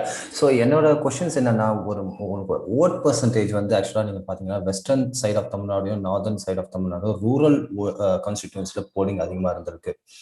எனக்கு என்ன டவுட்னா, எந்த நாளும் அங்க அதிகமா இருந்தது ministers கான்ஸ்டிடியூன்சில minister இல்ல heavy weight, எந்த கட்சி எதுவும் ஹெவி வெயிட்டா இருந்தாலுமே போலிங் அதிகமா இருந்திருக்கு. இது ரெண்டு. இன்னொன்று வந்து நார்தர்ன் பெல்ட்ல பாத்தீங்கன்னா டிஎம்கேவால மட்டும்தான் பூத் மேனேஜ்மெண்ட் பண்ண முடியும். ஆனா இங்க பிஎம்கேவும் ஏடிஎம்கேவும் சேர்த்து பூத் மேனேஜ் பண்றப்போ அவங்களால நிறைய ஓட்டர்ஸும் பூத்துக்கு கொண்டு வர முடியும்ன்றது என்னோட இது. ஸோ அது எந்த அளவுக்கு நடந்திருக்கு அப்படின்னு எனக்கு தெரியல. பட் ஆனா இதெல்லாம் என்னோட பாயிண்ட்ஸ். இது யார் ஜெயிப்பாங்க தோப்பாங்கன்றதுல இது. இன்னொன்னு என்னன்னா, லோக்சபா எலெக்ஷன் அப்போ 20% டிஃபரன்ஸ் இருந்தது ரெண்டு கூட்டணிக்கும். ஆனா நீங்க பாத்தீங்க அப்படின்னா அது வந்து பிரைம் மினிஸ்டர் கேண்டிடேட்டான எலெக்ஷன். ஆனா கமலுக்கும் சீமானுக்கும் ஸ்டேக்ஸே இல்லை. ஆனா இப்போ இவங்களுக்கான ஸ்டேக்ஸ் இங்க இருக்கு. அப்போ இந்த 20% கேப் எவ்வளவு நேரோவாகும், அதுல ஏடிஎம்கே எவ்வளவு மேல போகும். ஏன்னா இபிஎஸோட பாலிடிக்ஸே கிட்டத்தட்ட 2019 அப்படிதான் ஸ்டார்ட் ஆச்சு. ADMK has reached its rock bottom during 2019. It can't go even further down, right? So the only way is up. So for DMK, I don't think it can reach either. It can go even further. So it has to come down. So how much the gap narrows and how much MNM and NTK? Sorry, Saravanan. Sorry to interrupt you. That is why I said it is a cephalogist's nightmare. Okay. It is a cephalogist's nightmare. Question, sir. Yeah. Yeah. I have one more, sir. Last one, sir. Saranan. Yeah. One more is, ADMK to PMK. PMK to ADMK vote transfer would happen. Any major party will get their alliance votes, but whether the alliance partner is getting a major partner votes, that is one. Other one is whether Edapadi is seen as a Kongu man or a caste man. If Edapadi is seen as a Kongu man, then he will speak Kongu. If he's seen as a caste man, then there will be a counter consolidation. That's what my questions are. So we are completely, we cannot answer to the second one. We think he's being seen as a Kongu man and not as a counter man. Yes, I want to answer since I'm from Kongu. Yeah. One second.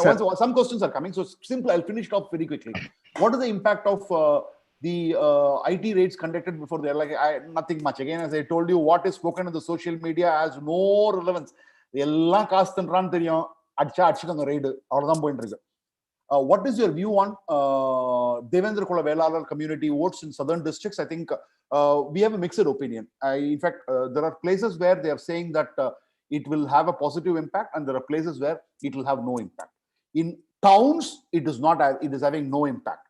In rural areas, it is having positive impact. Let me see if Sushmendra Balaji is there on that particular area. He was there. Okay, so Balaji, if you want to say, because I had a different view, you had a different view on this particular thing.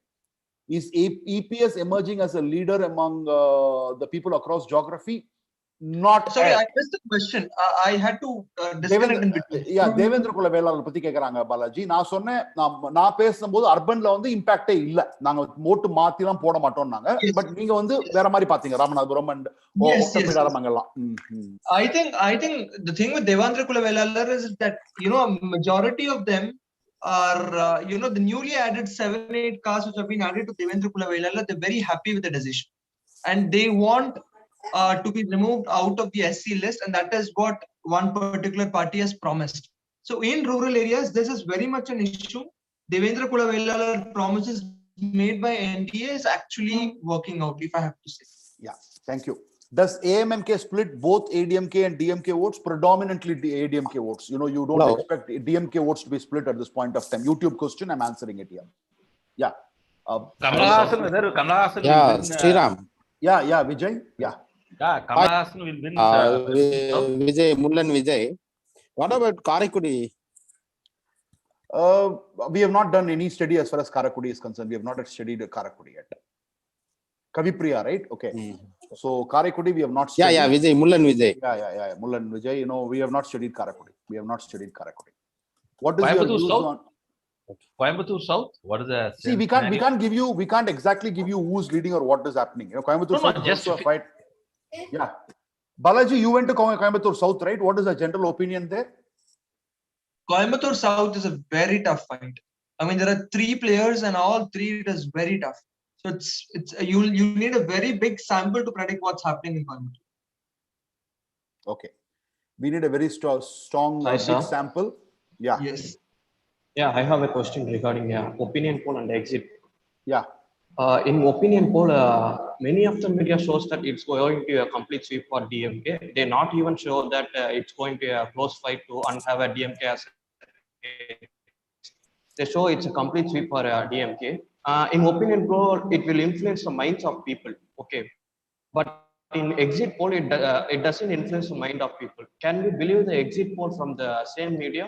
See, normally it is an accepted fact that exit polls are more accurate than opinion polls. And considering the COVID situation, we talked to many of them. They said the way the votes or opinion polls have been done are not to their satisfaction, because most of them have done only on the phone. So that is what it is. traditionally TN swings between the LS and Assembly, and there's a general sense on the ground against DMK MPs from 2019. That's what I'm saying. You know, the combination of factors. I think Saravanan put it nicely. DMK has peaked in 2019, and the bottom out of ADMK has happened in 2019 for ADMK. So one will go up, one will come down, but both are at extremes. Where are they going to meet is a big question. Okay. Now, if I can ask a question to all of you, will HMM make an impact on the election? 100% yes. Is VCK pulling down DMK in many constituencies? Yes. I can tell you yes. Unfortunately, we have noticed that also. VCK is pulling down. Vitamin N is making a big impact. In fact, in some of the villages, they told me to come after 4:30 in the evening because I asked them why on Monday. They said by then only money will come and then we will tell you. And then some of them asked me money. I'll give me 1,000 rupees. I'll tell you because each party is giving only 500, 300 and 200. You give us money, we'll give you, tell you exactly whom we are voting for. Sir, my Muslim friend Sunaru, Mari Tamil Nadu fulla Muslim and Christian consolidation illaya. So I am also hearing something, but we are not 100% sure. In some places, Muslims have also voted for AMMK. SDPI. Muslims, SDPI, Muslims, AMMK, yeah, mainly. And also Muslims have voted for Naam Tamizh Katchi. That is also there. Naam Tamizh Katchi. In fact, that is a question which I would like to put across to all of you. Is there anybody here who can tell us how many votes Naam Tamizh Katchi will get? Sir, can I interject here and ask you about this Naam Tamizh? Because Naam Tamizh, you've been suggesting that about 40 lakh votes, it can even, there is a possibility of even going up to 40 lakh votes. My question is, if you are going to look at the number of votes polled, which is around 4 crore 90 lakhs or whatever, then 10% of it comes to 49 lakhs, which is divided by 234 is around 19,000 votes per constituency. Yes, I agree that there have been people who have gone and voted throughout Tamil Nadu for Naam Tamizh, but can it average to that much? So do they have the ability? 1 minute. We have somebody here who has said NTK would pull anywhere between 22 to 25 lakh votes. So let me not put across the number which I have in my mind. I want to just tell you one thing. 4 lakhs to 16 lakhs, 2016 to 2019, right? In a parliamentary election where there was no relevance for a Naam Tamizh Katchi.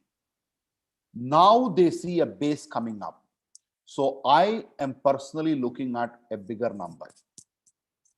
When I say bigger number, I'm not looking at 1 crore. They're not at there. But certainly 4 to 16 achina, 16 lendo a sizable figure varo, kandipa. அது என்ன நம்பர்னு நான் psephologist நான் சொல்ல முடியாது, but sizeable number வரும். If exit polls have been inaccurate in the past, it was out of see methodology. Again the questions asked is very important. Questions asked are also very important, either an exit poll or opinion poll. If I am going to ask one question, fuel price have been hiked. Is it affecting you badly or not? No, who will say it is not affecting? Okay, so questions have to be rightly asked. In fact, that is why I think some of the psephologists themselves are saying very well that NTK growth is hurting DMK. Is anybody wants to say anything on this? Who is getting hurt by NTK? And another question asked. Yeah, I would say DMK gets hurt more by the NTK because the Tamil nationalism sentiment has more to do with the DMK ideology. If you really see, this is a DMK which propagated the Tamil nationalism ideology right from the 60s, 70s, 80s, or whatever it is. So I personally believe that the NTK breaks into the DMK and the committed votes of ADMK are, better. But I'm just adding my little bit. The committed votes of the ADMK are slightly a percentage higher than the DMK, barring the Lok Sabha, because the Lok Sabha is a different case altogether. It's a wave election where they had the 53%. But correct. Got it. Namaneri, Assembly, the committed votes of the ADMK is staying. Right. So I think people are asking whether counter polarization. See, we have not been able to see. That's what I'm saying. Counter polarization is happening. Maybe in terms of if 1 years are supporting in the north. Maybe some of the Devars are moving away in the south because you have given them MBC status 10.5. Why you did not give it to us? In the same place, we have not yet identified and seen counter polarization. That is why different regions are voting differently. Regarding the NTK impact, right, I want to give a point. Actually, I was recently having a chat with one of my friends who is from Kanyakumari, actually, in Kanyakumari. The point was, right, I mean, even though Seeman doesn't identify himself with a caste, right? But there is a white talk, he does all the things for his particular caste, right? Which is more concentrated in the southern district, like Kanyakumari, Tirunelveli, right? So the point was like more of the youngsters are moving towards Seeman in the southern district of Tamil youth. So like if Kamal Hassan is splitting the youth who are first time voters in the urban, right? Seeman is splitting up the youth and the rural vote bank, which are, which would be more obviously, I think it will be the anti-incumbency vote. I won't say it is DMK votes or ADMK votes. There are swing voters, right? So those swing voters, actually, they feel like we want to try something new. Those are the votes which actually DMK added during the parliamentary election, because DMK's vote share would be 35 plus with Alliance plus, but they polled 55. There is a 20% votes which are actually swing votes, right? Those are, you cannot catch, keep your swing votes. That is not going to happen. You cannot satisfy them. So they will move for new alternatives. I think, Seeman is getting hold of those in the rural sector. Yes. Is there any other new point? Do people remember still land mafia? Yes.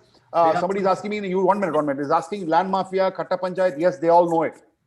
They all know Katta Panchayat and land mafia. In fact, some of the ladies in Madurai told me on record, on video, that we are hoping them to change and we are voting for DMK. This has also come out. Openly they're saying, we know, but we are hoping for a change. Yeah, who is asking? Anybody new who has not spoken till now? Yeah. Only one question, one thing on non-Tamil. Yeah. You see, even though we say that they are cutting DMK votes and all that, but in parliament election, they took 16 lakh votes. Still, DMK got a lot of votes. So which votes they cut in parliament election? That's what I want to know. When non-Tamil got 16 lakhs. See, again, it should have been only a newcomer votes. That time also. It was a testing ground, right? 4 to 16 lakhs. But 16 to become 40 or 35 or 30, it will definitely eat into, that is what they're saying. At this point of time, I can't say. That's what I'm asking you. Sir, I would like to which would have gone to DMK or going to NTK. Yeah, who's that? Sriram, I want to comment on here. Yeah, Bhaskar, 1 minute. Yeah, Bhaskar. Yeah. Non-Tamil Katchi definitely is going to have an impact this election. That's for sure. But unfortunately or fortunately, they are cutting all the votes of all the parts of votes from ADMK and DMK also. So there is going to be a dent for both ADMK and DMK in this. That's what I personally feel, which I had some talks with some of the people who voted for non-Tamil Katchi in villages, especially in Tanjavur and other areas where I had conversation with some of the people. Definitely there is an impact, vote cut for both ADMK and DMK, which non-Tamil Katchi is grinding it for sure. Yeah, there can be, see, at the end of the day, Sir, who has got more hurt is what we have to find out post-elections. Yeah. Definitely, sir, actually, based on... Yeah. Sir, actually, if you see the RK Nagar by-poll result, Nam Tamlar polled more than 6,000 votes. Even that election, even DMK lost its deposit. Actually, what I feel is, in 2009, many Tamil nationalists who were backing DMK, they backed ADMK because of Congress-DMK alliance inaction in Sri Lankan Tamil issue. So, yeah, Nam Tamlar is splitting this Tamil nationalist vote in ADMK voter base. Okay. Did giving Dada Saheb award before? No, nothing. That's what I'm saying. Those are all non-issues. We are all trying to talk about non-issues into an issue. Giving Rajini the award was not at all an issue, and we didn't see anywhere. IJK and Sarath Kumar party hurting Tamil NMM percentage. Yes. NTK is getting more votes there. NTK is getting more votes. And sir, one more thing I just want to ask. So they talk a lot about the counter consolidation, polarization.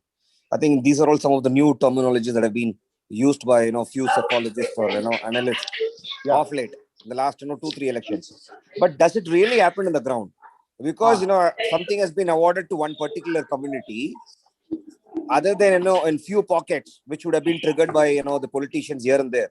Do you think as a community, the other community, which did not get that benefit, no, that is what I'm saying. That is what I'm saying. No, the polarization is not happening in that region. It could happen across regions, I'm saying. So that is the argument I'm saying. See, if you give it to 1 year, MBC of a probably the southern part, Devar community. In there also there are MBCs. Now, why 10.55 is not coming to us? That could be the question. JVC, what are the chances of an Ang assembly? Very, very less. There will be a very less chance of an Ang assembly because there are two strong alliances. In the very nice question. Because there are two strong alliances. And there is no party outside of these two alliances which can win in double digit. Okay. This is my... Yes. I have a point regarding Coimbatore South where Kamal Hassan is contesting. It is going to be a tough fight. No one denies that. But there is definitely a marginal edge for BJP, Vanati Srinivasan for sure. This is what is the update. I have been in Coimbatore before the election for my personal trip, where I went to a couple of areas, but this is what I could see from there, from the local ground. Okay, fine. Sriram, can I ask a question? Very quick one. Yeah. In Chennai, the overall percentage of votes that have been cast was very low in many areas. Even in Velachery, it was just about 39% or even less than 40%. And overall, it was just about mid-50s. And we also know that DMK's stronghold supposedly is Chennai. So will that have an impact? Can we interpret that DMK is not doing very well in Chennai? No, in fact, I think there are a couple of great analysts who have put across very nicely that irrespective of the voting percentage, results have varied. So we can't conclusively say that lower the voting percentage, this is a party which will win. No, we can't say that. Okay. On the contrary, there might be people who might say in Chennai, core voters of DMK might have gone and voted. Others might have sat back. So argument can be a devil's advocate. I hope I have answered this part of the question. So there is no conclusive evidence. There is no conclusive evidence. So another question. So if I'm not getting into the numbers, the straightforward question is, would ADMK perform better in Northern Belt than the previous election? And similarly, will they try to sustain the vote share of what they got in 2016 in Kongu? Or is there any change in the both? I should not be answering this question. I'm sorry. I'm sorry, I should not be answering this question. Okay, you're trying to get me into the numbers. I can't. Okay, I'm only saying different regions are voting differently, and that is because of certain things. And I can't compare. And 2019 elections cannot be the reference point. That is what I asked about 2016. No, that's what I can't talk. That's what I can't talk about. I can't talk about that. I can talk about 2019 elections because there are precedents, and I can talk. So I can't compare it with 2016 elections. It is a close fight. So that is what I would say. So thank you very much, Siddharth Mailnathan. My humble request to friends is be patient till 29th of April due to Election Commission guidelines, because it can spill onto things. Any possible minority votes transferred in favor of Khushbu in Thousand Lights could be, definitely. We'll have to see, but not in a big way. Is NTK having impact in North and Kongu? We have not seen that. That should be said. In Delta, we have seen the biggest impact. Sir, Kongula, hello. Yeah. Sir, Kongula ipo 10 varsham ADMK rule aayiruchu. Those who do not want to vote for the third continuous government of ADMK are voting interestingly for NTK in rural parts. Okay. Still, they are not going with DMK. Aprom caste mana illa Kongu mana abdin before election date announced பண்ற வரைக்கும் until the other opposition parties begin their campaign, he was seen as a Kongu man.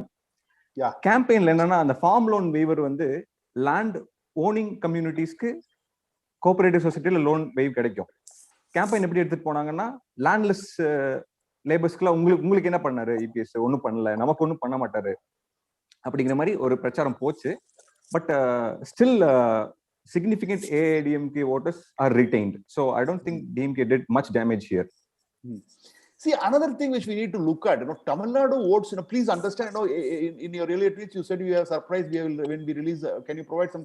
No, it's not a surprise. I'm talking about, certain parties emerging and a bigger vote share. That's what we are talking about. And do not ask me more than that. Are there people who voted for ADMK Alliance just because EPS is a farmer? Yes, definitely yes. There are people who have told us openly. And also there are people who are happy with EPS. As much as there are people who wants to see Stalin as CM, they are happy to see a common man, a farmer as a CM. Sir? Definitely yes. Sir? Yeah. Sir, Yes. I have to make 2 points.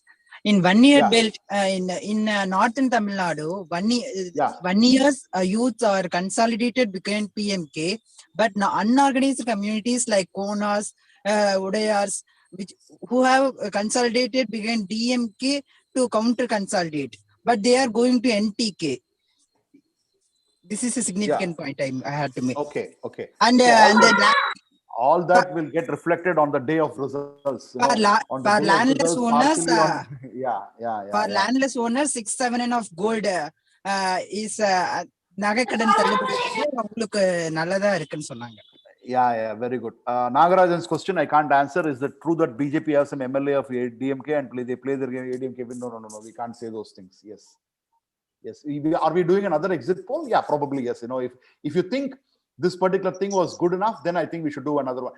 See, the broad analysis is, I think Tamil Nadu has voted in one way.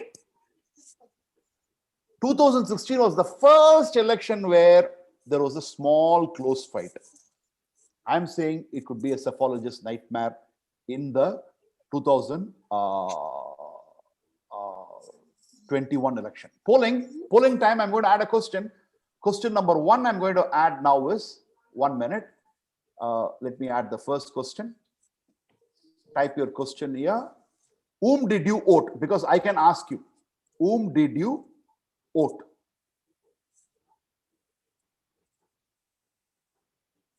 ADMK plus, DMK plus, NTK, AMMK, MNM, others.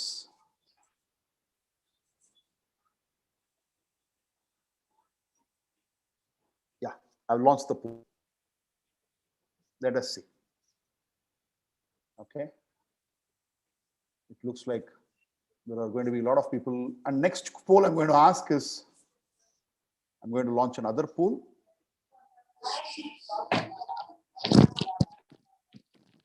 %78% voted. Okay, this is not a great exit poll here. MNM is good. Okay, we are getting some votes for MNM.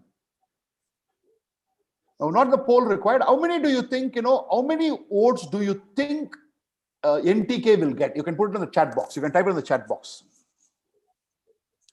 Will Kamal win in YouTube? I can't say, because in here some people are saying that Vanati is going to win. So they're saying here, how much do you think will be NTK? Okay. So it is an experiment which we had. It is 8:25. We have another 5 more minutes. 7 to 8%. NTK 6 to 7%. 30 lakhs. 8 to 10%, 7 to 10% for NTK, 20 to 23 lakhs, 25 to 30 lakhs, not less than 28 lakhs, 0 seats. But does anybody have any news from Thiruvattriyur? Do you have any inside information, or I don't know, because I would like to give the information on Thiruvattriyur. Yeah.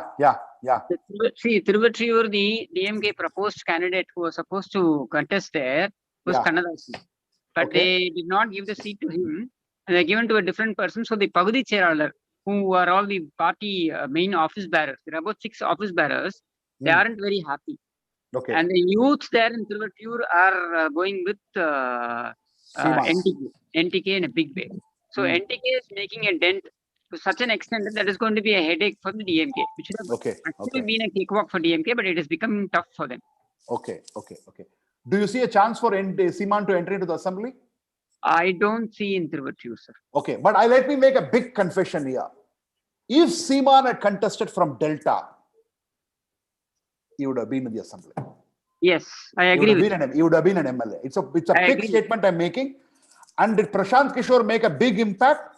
This jingle, songs, Stalin, Varvaru, video, Tarapura, Adalam Panare, but Avare Utuntar. He himself accepted yesterday that you cannot alter a state election result through Prashant Kishore. He himself. No, sir. And also I have one point to add on, sir. Yeah. All these election consultants, the strategists, so-called strategists, they can always bring up and promote a non-commodity. He was able to get Modi on the the pan-India picture between 2013 to 14, because nobody knew Modi outside Gujarat at that point of time. So he was able to promote. Whereas DMK is a 70-year-old party. By any means, he cannot come and justify their deeds and acts of the past. So that is where not only PK, anybody would have failed, because you can't go and promote them as if they are new to the electoral field. So people have seen more and enough about them. So there, I think any election strategies would not be able to take them to the finish line, be it DMK or ADMK, because we are used to them. Yeah, it is because, see, the point is that I don't think there is any party missionary which is as strong and active in India as much as DMK. I know I'm making a big statement here. 1967 onwards. True, How sir, very many true. times they have been in opposition? Let me make this statement, and then I will open the floor for any feedback to be given on the way we conduct, and then we can close it. In 1988, I even closed it as visibility, very important. I was a young boy in Chepauk. Akbar Sahib Street is where I used to live there. At that point of time, in 1988, there was a huge rally by National Front, organized by Karunanidhi, NTR, Chandrasekhar, VP Singh, Devilal, everybody came. 5 lakh people attended in Marina Beach. Bhaskar, or Nyabarka Terla. Yes, Sriram, I fully, Bhaskar, Ravi, and all those people are you. from Tamil Nadu. Okay. At that point of time, we were NCC. We knew at that point of time. So at that point of time, somebody asked Cho Ramaswamy, how is it that a party which is not in power for 13 years can mobilize people like this? Cho said, because in North India, if you're not in power for 1 year, you're gone. Cho said, this is one party, whether in power or not in power. In fact, they relish more not being on power.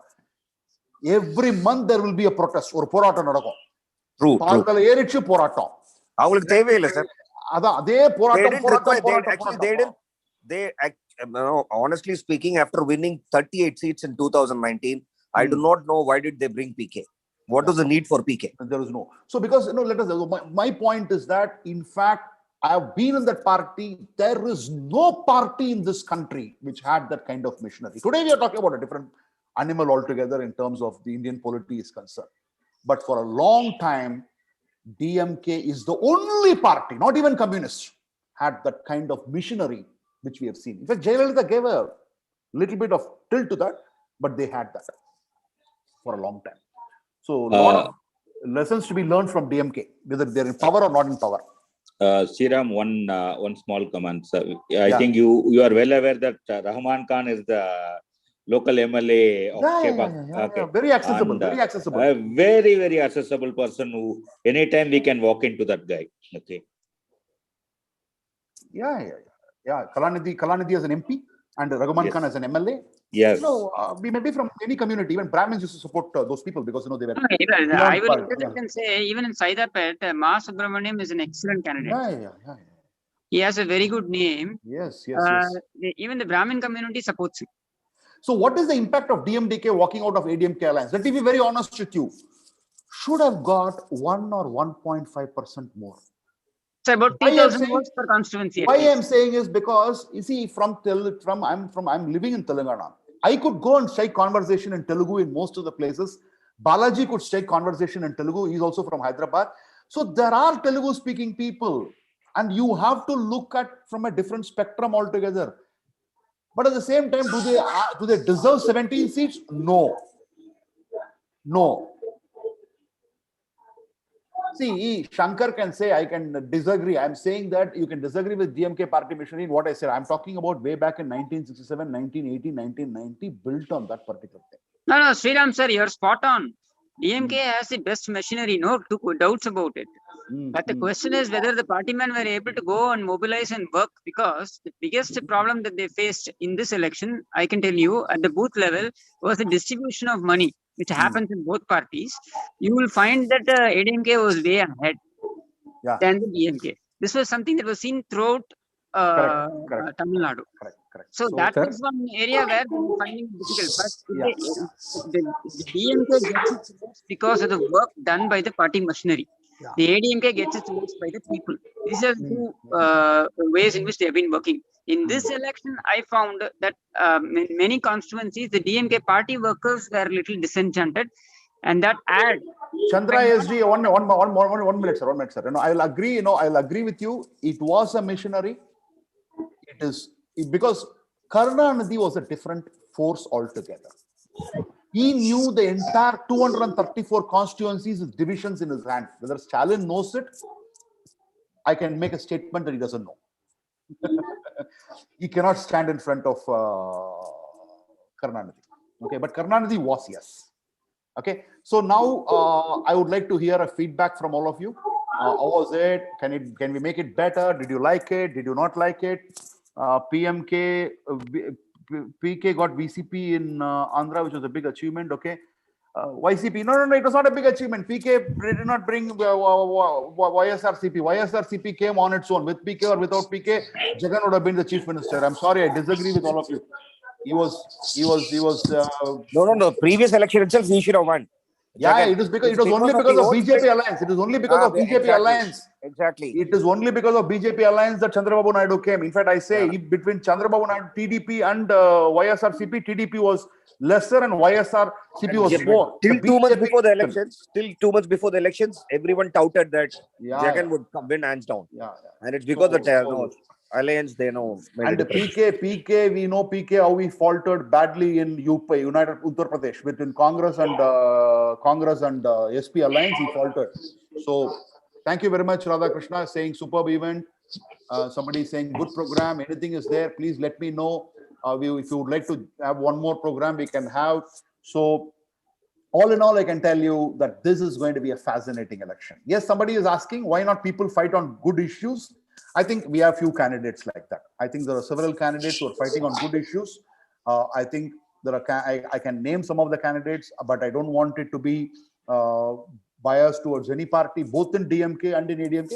It is great to see somebody like Tyagarajan coming out and saying in Madurai Central that I will not give you money. DMK candidate. He says, I will not give you money.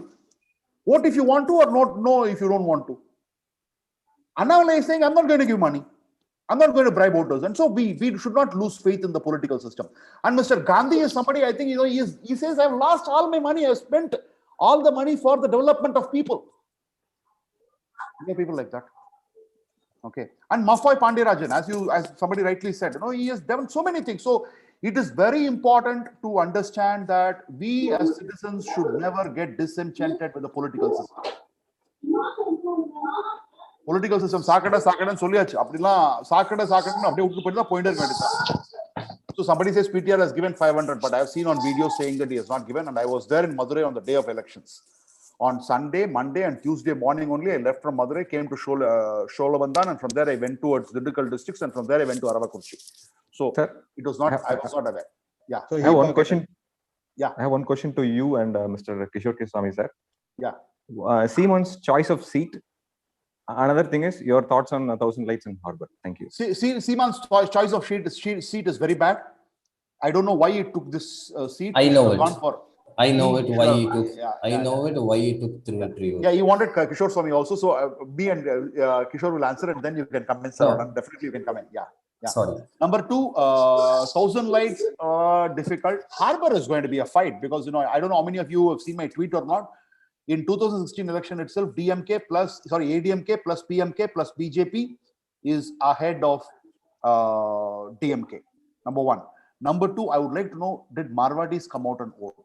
Did Telugu people come out and vote? There is a huge Telugu people population. There is a huge Marwadi population and Jain population who have their votes. So I don't know. Yes, Kishore Swami, you can.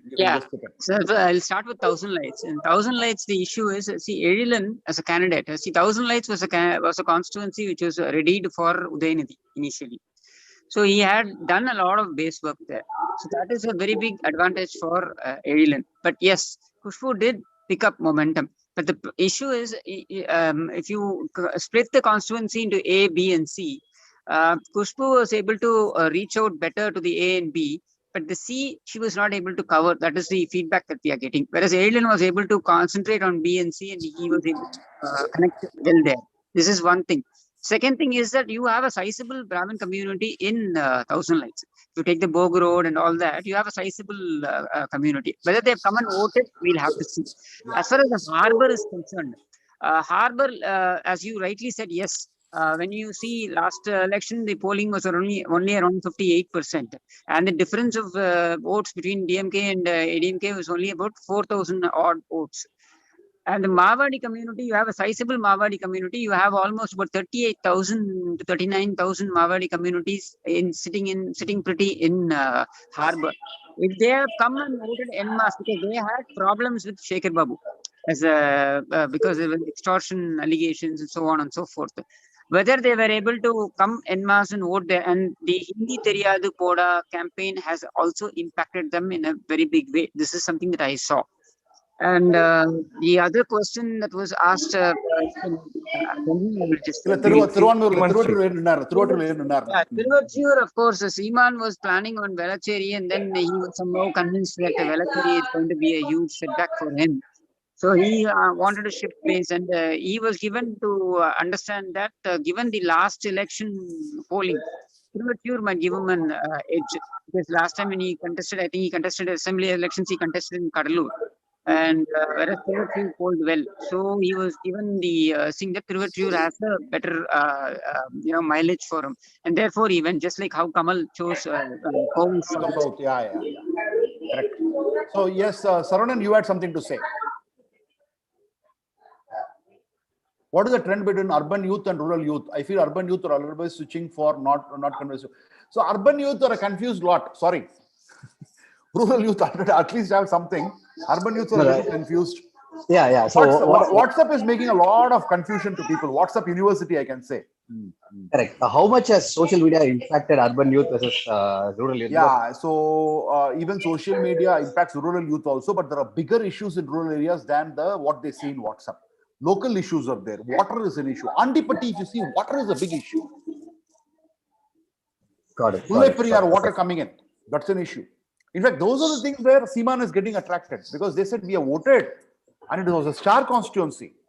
And what did we get? We didn't get anything big. So these are the things which we heard. Yes. Got it. So what are urban youth really looking forward? I mean, are they looking at the candidate, or are they looking at, urban? Because I always feel urban that they're not talking. Mr. Srihari, urban is not talking.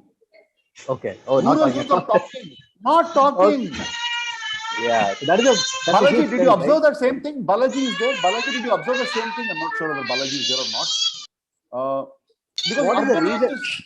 What is the reason? Because do they think that they already have everything, or they're well? No, they are not willing to disclose.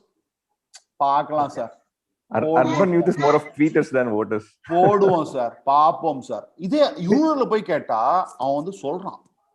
In fact, ஒரு கிராமத்துல பாப்பனா assembly என்கிட்ட சொன்னானுங்க பசங்க.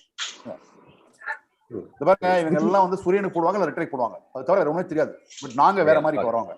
அப்படின்னு சொல்லிட்டு சொன்னாங்க. ஓப்பனா பேசுறாங்க ரூரல்ல. I think parenting also has got to do a lot of things with urban. Got it. So urban வந்து நம்ம ட்ரஸ்டே பண்ண முடியாது going forward. Correct. I mean, is that yes. Okay, yes. got it. Okay. So if you want to be in fact, my lesson is the go as deep as possible. You will get the election right. Yes sir. Rural youth வந்து அவங்க வந்து ஒரு கிளியரா ஒரு இது difference வேணும்னு நினைக்கிறாங்க sir. NTK க்கு போடுறாங்க ஷியோரா. See, so NTK, because a lot of people ask me also, NTK is good or bad. No, at this point of time, I am not here as a political analyst or commentator to say they are good or bad. I'm here to say that I'm giving a signal that people are rallying behind, youth are rallying behind, women are rallying behind NTK. One question asked by a lot of women. Every party talks about 50% women, 33% women, but no other party gave 50% of seats reservation to women. Naam Tamizh Katchi has given. So you don't have an answer for that. Sriram, I have a question. Yeah. Naam Tamizh Katchi 50% seats வந்து கொடுத்திருக்காங்க. Okay, whether they are going to win or not, that's a secondary point. At least they have taken an initiative. But none of these political party which are ruining the country for more than 100 years are not doing anything. I would like to answer that question, sir. That is what, Bhaskar, I'm saying. I'm not saying anything. I'm saying that we don't have any answers. It's because people are saying, they're talking about Tamil separatism and all those stuff. Correct, but this is not the time to talk about all those things. This is the time to say, okay, a set of people have gone with them. Yeah, sir, I would like to answer that woman question, right? Woman candidature. The problem with NTK, right? When you are emerging, right? When you know you're not going to win, you can give 50%, even 70%. But the time you have to win an election like ADMK and DMK, right? One of them going to win. At that time is where it's difficult to give. Exactly, sir. அதான் சொன்னேன் நானு. NTK இந்த சீமான் வந்து என்ன வேணா promise பண்ணலாங்க இப்ப.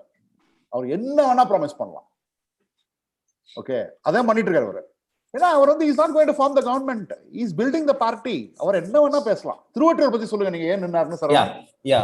I got an information. Like I said, right, Seaman is from one particular dominant community from South, actually. That community has a sizable population through it. So that's one of the reason that my friend who I spoke to, right, from Kanyakumari, he said that he is playing this caste politics cleverly. He is kind of promoting his caste people, but underneath. So that's one of the reason in 302 he is standing. The community, I don't want to mention the community at all. So that's why. But last time he stood in Kadalur, but this time he's standing in 302. For that but would that make sense? If that was the case, he could have contested in his dominant community, which is densely populated in deep south, one of those constituencies which is rural bound, completely rural he bound. could have, but the problem is even ADMK and DMK would have placed candidates who are also from the same community. For example, in Tiruchendur, you will have Anita Radhakrishnan contesting.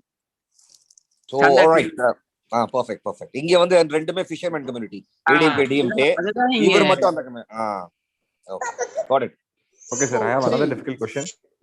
How is Kovilpatti doing? What about Kovilpatti? Kovilpatti is going to be a tough race.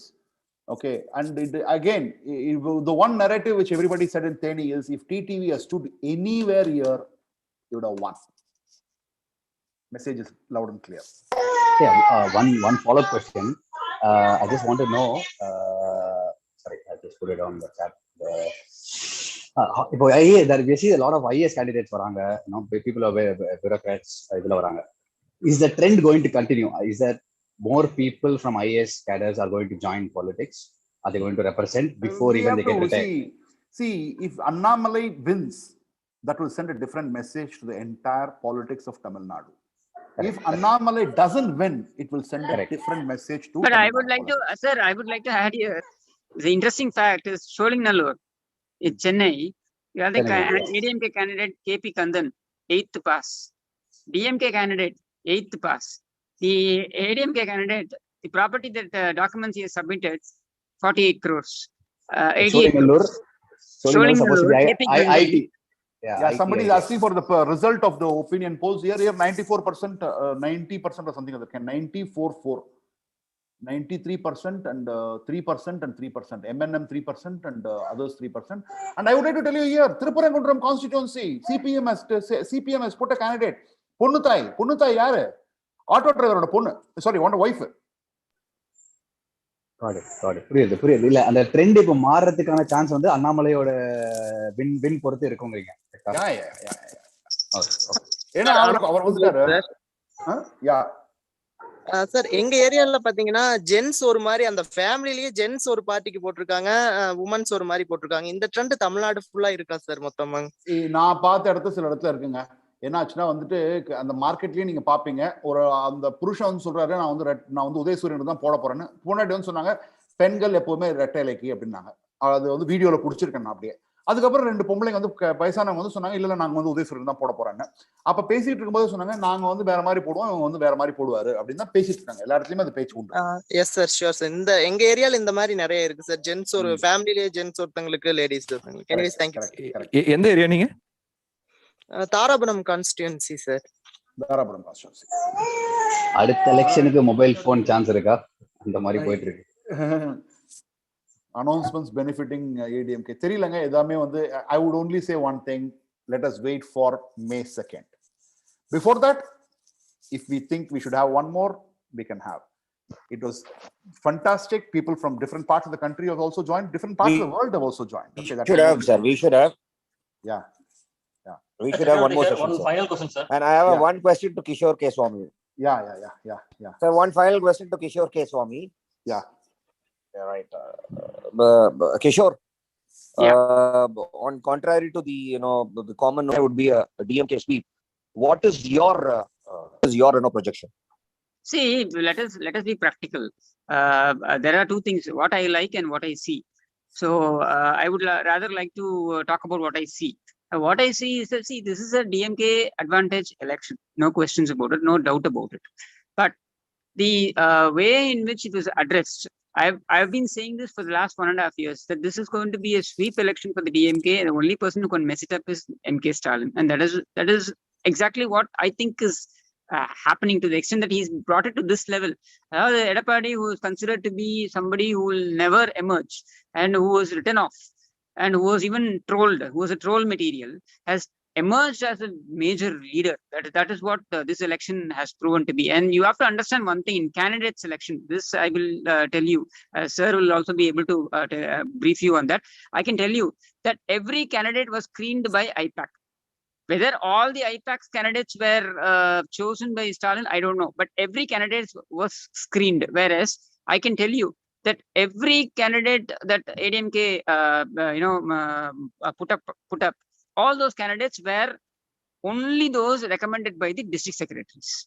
The CM apart from that, sir, apart from Kishore, apart from that, one more thing: certain people were being picked up from oblivion. Absolutely. Okay, I can name a few of them. But I'm not saying it for the benefit of ADMK, but I'm saying because these people themselves will bring 15,000 votes. Absolutely. And to say that you are going to put up, see, DMK did not put up strong candidates in front of ministers. You take Thondamathur. The person was a misnomer to Thondamathur. He was an outsider from Kangayam. They put him up there. So what happens there is a party fellow who has been working for 30 years, 25 years, aspiring candidates in the DMK, they get discouraged when a newcomer, just because he comes out with photos of two, 3 buffaloes in the, or cows of the Jallikattu, and then he gets the seat. See, that will not be relished. Same thing happened for Dr. Aiden in Thousand Lights, because Thousand Lights, there were a lot of people who were working there, who should have ideally be given the chance, like Citrus. They were all not given the chance, so they were disenchanted.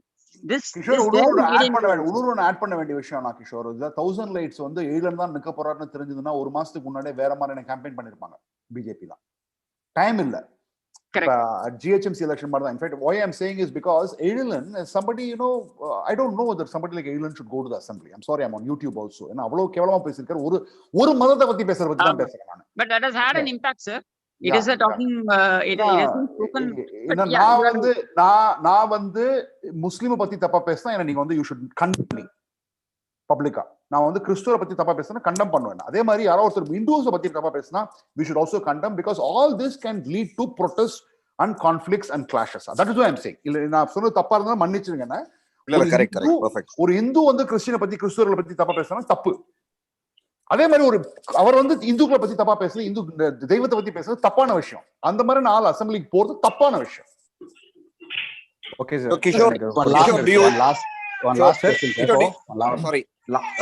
Sorry. I think last question. Okay, sorry. Yeah, tell me, sir. So, do you stick on to your statement of this is still a DMK edge election, or as it? No, I think this is a neck on neck. So it all depends on two factors. I for one being, if I'm going to go into psephology, I will not go and seek the opinion of Kongu. I will not seek opinion of Brahmins. I will not seek the opinion of North. I will only focus on South, because it all boils down to how ADMK fares in South and Delta. So one last question, sir. Yeah. I just want to make a statement. Sriram, thank you very much. This is an excellently organized meeting. Actually, I am in Dubai, and actually Shiva, who was a participant, is also he's a brother of mine, and he's also in Dubai. Extremely very well organized, and also the participants, everybody respected others' time, space, and this has been one of the best meetings. Even this can be compared with a very well organized corporate meeting. Okay. Another one, very quickly, I'll say that Kishore K. Swami, don't think that you have fans only in India. You pan across the world. And myself and my brother Shiva, both Vijay, myself and Shiva, we are a great fan of yours. Please keep doing what you're doing, all right? Please keep doing what you're doing. We need people like you, all right? I'm just making this. I don't have any qualms in suggesting that what you're doing is extremely good, a great service. Please keep doing. You have our support. Thank you so much. Thank you, Sriram, once again. Thank you. And Kishore. Kishore Sriram, one last. Kishore Sriram, one last question. இது வரைக்கும் வந்து புரட்சி தலைவர் ஜெயலலிதாவா இருக்கட்டும் and கலைஞர் ரெண்டு பேருக்குமே வந்து pan Tamil Nadu appeal இருந்தது. அஸ் அந்த சிம்பிளுக்கு தவிர தே voted also for the the leader. அந்த ட்ரெண்ட் சேஞ்ச் ஆகிறதுக்கு சான்ஸ் இருக்கா? That is would they not start voting for the leader but local issues இருக்கட்டும் இல்ல லோக்கல் எம்எல்ஏவா இருக்கிறதுக்கு போடுறதுக்கு சான்ஸ் இருக்கா போக கோயிங் ஃபார்வர்ட்? ஸ்லைட்டா வருங்க ஸ்ரீஹரி. இப்ப அது வந்து டெவலப் ஆகும் ஒரு பீரியட் ஆஃப் டைம். அதுதான் நான் ட்வீட் பண்ணிருந்தேன். ஒரு period of time I think we are getting into a culture where like any other state, because we have seen lot of states which have moved into that. It will come into that and it will be a healthy trend moving forward. Can BJP capitalize on that? Is it possible? அது வந்து it is all dependent upon how well the party is projecting themselves and what are the issues they are picking up and what are the kind of community leaders they are able to project and bring it. At the end of the day, you need to have strong community leaders. Okay, correct, got it. Okay, I got the point. So that is what is important. Because one last point I want to make: MGR, Jayalalitha, Karunanidhi, all of them, they are not identified with any caste. That is why they could go beyond caste, but they had people who had the right caste people with them. So correct. That should be, if a party is coming up, that is what should be the strategy. Did Chini, one follow-up question. Did Chini industry also influence some of it? And will the trend change away from Chini industry? நான் ஒண்ணு சொல்றேங்க. இப்ப சீமான் பின்னாடி நிறைய பேர் போற காரணம் என்ன தெரியுமா? அவர் சினிமால என்ன காமிக்கிறாங்களோ அந்த மாதிரி அவர் பேசுறாரு. அதுவும் ஒரு காரணம். ஓகே, அது எவ்வளவு பேர் நீங்க பாத்தீங்கன்னு தெரியல. அதாவது சினிமால என்ன பேசுறாங்களோ இவர் வந்து அது மாதிரிதான் பேசுறாரு. இவரு கரெக்டா பேரலா பேசுறாரு. இபிஎஸ் ஆல பேச முடியாது, ஸ்டாலினால பேச முடியாது, இவர் பேசுறாரு. அதனாலதான் யங்ஸ்டர்ஸ் போறாங்க. கரெக்டா சார் கிஷோர் சுவாமி, கரெக்டா நான் சொல்றது? அப்சல்யூட்லி. அதாவது ஒரு ஹீரோ கிட்ட இந்த ஸ்டோரி இது பண்ண எக்ஸ்பிளைன் பண்ண போவாங்க தெரியுமா? அந்த மாதிரிதான் அந்த ஹீரோ இம்ப்ரெஸ் பண்ணணும்னு அந்த ஸ்டோரியில இப்படி வருவாங்க சார், இதுல அம்மா சென்டிமெண்ட் வரும் சார், இதுல இந்த சென்டிமெண்ட் வரும் சார், இந்த இடத்துல பிரேக் வரும் சார், இந்த இடத்துல இன்டர்வல் வரும் சார். அதே மாதிரிதான் அவர் நரேட்டிவ் இருக்கு. And I think people are catching on to it. See, நீங்க வந்து நீ மாணவனை அடித்தால் நீ மீனவனை அடித்தால் நான் உன் மாணவனை அடிப்பேன் அப்படின்றத பாத்தீங்கன்னா, மீனவர்கள் மத்தியில அந்த யூடியூப் வீடியோஸ் பார்க்க போகும்போது அவங்க வேலையை உணர்த்திட்டு சும்மா உட்காந்துருக்க சமயத்துல அவங்க பாக்குறாங்க பாருங்க. It makes an impact. Cinema narrative இவர் வந்து ஏஎம் கேல எடுக்க முடியல, டிஎம் கேல எடுக்க முடியல, உதயநிதியால டயலாக் கூட பேச முடியல. No responsible political party can talk that. It is also there. So மிக்க நன்றி. ஓகே, யாருங்க ஏதோ லாஸ்டா ஒன்னு கேட்டிருக்கீங்க? யார் சரவணன் சொல்லுங்க, அதோட முடிச்சிடலாம். நீங்க எல்லாம் வந்தது ரொம்ப நன்றி. எனக்கு சார் என்னோட டவுட் என்னன்னா, இப்போ எனக்கு கிஷோர் கே சாமி சொன்ன மாதிரி நார்த்லயும் வெஸ்ட்லயும் I feel ADMK might get 80 to 90 seats is what my prediction. But southல what will be OPS contribution? Because OPS is already... Sir, I can't speak on numbers. Okay, yeah, I mean I just putting it an open question to others also. I can't speak on because numbers. The south decides the election, right? So whether it's around 50 seats, whether ADMK can win their strongholds or what DKV will do, right? Dora, and how much votes? I will give you two inputs and I'll finish it off. I don't want to take much of your time. I'll give you two inputs what I got and I will finish it off there. See, the one-year consolidation is not just subjected to North and Kongu. It extends up until Mailadurai, Pumbuhar. This is what I have seen. One thing. The second thing is that you take a place like Rajapalayam, where you have considerable, almost about 47,000, if I'm not wrong, 47,000 DKV community people there. They have gone ahead and voted extensively to KT Rajendra Balaji because of the Prime Minister coming out and saying, "Aru mura Pradhamar pesirukkaru, nam vote pottavanum poi pottavanga irukanga." Likewise in Katamanar Kovil, this also I will just say, in Katamanar Kovil, the traditional voters of DMK, Saiva Velalar. Kishore, நீங்க பாத்தீங்களா என்னோட video, Kattumannar கோயில் video? பார்த்தேன் sir. அந்த சைவ வேளாளர்ஸ் காட்டுமன்னார் கோவில்ல they say that they will not go and vote for VCK because they feel that இதேதான் சொல்றாங்க, எங்க வீட்டுல பொம்பளைங்க இருக்காங்க சார் அப்படின்ட்டு. I'm sorry, I shouldn't be using this, but then the statement, but this is what they said. I'm quoting their statement. And they also told me that the one-year women have gone out and voted vehemently for ADMK. This is what I'm getting the feedback. As far as Deep South is concerned, we'll have to see. But there are strongholds like Natham, where the strongman there will scrape through. He may not win like 60,000 votes, which he won in 2011, but still he will scrape through. This is what I feel. Thank you very much, Kishore Swami. So, ரொம்ப நன்றி. சில விஷயங்கள்லாம் probably I'm not able to answer to every one of you. I think at the end of the day, it's a very interesting election. And it should be a nice election. And we should all be proud to belong to Tamil Nadu, because any impact on Udayanidi's campaign on AIMS construction, yeah, people told me. It is there on video also. செங்கல் வச்சுட்டு எப்படி sir பண்ண முடியும், அந்த மாதிரி வந்து பார்க்க சொல்லுங்கன்னா கேட்டாங்க அவங்க. அதெல்லாம் இருந்தது, எல்லாமே இருக்கு. Okay, so I think extremely thankful to each one of you. We will try to organize one more we will try to bring in Pradeep Bhandari also in. He's very busy in Bengal and Assam election. So thank you so much. Let the voice of the people, மக்களுடைய நாடி துடிப்பு என்னன்னு கண்டுபிடிக்கணும். இன்னும் ஒரு 15 நாள் இருக்கு. I think we'll be coming out with the right figures in the exit poll. So wishes, so that we can give you what will be on May 2nd. If we can give it to you on April 29th, great. இல்லைன்னா ரங்கராஜ் பாண்டே சொல்ற மாதிரி தான், நல்லதா இருந்ததுன்னா மகிழ்ச்சி, தப்பா போச்சுன்னா பயிற்சி. அதுதான் நான் ரிப்பீட் பண்ணோம். ஓகே, நன்றி, மிக்க நன்றி. Thank you very much. Good night. Thank you, Sriram. Thank you, sir. Thank you, sir. Thank you, sir. Thank you so much, sir. To everybody who joined in. Thank you very much. Thank you. Excellent. Thank you, sir. Take care. நன்றி.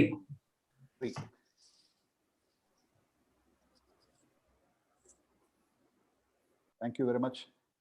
Thanks, Siddharth. Thanks, sir. Thanks to every one of you. Good night.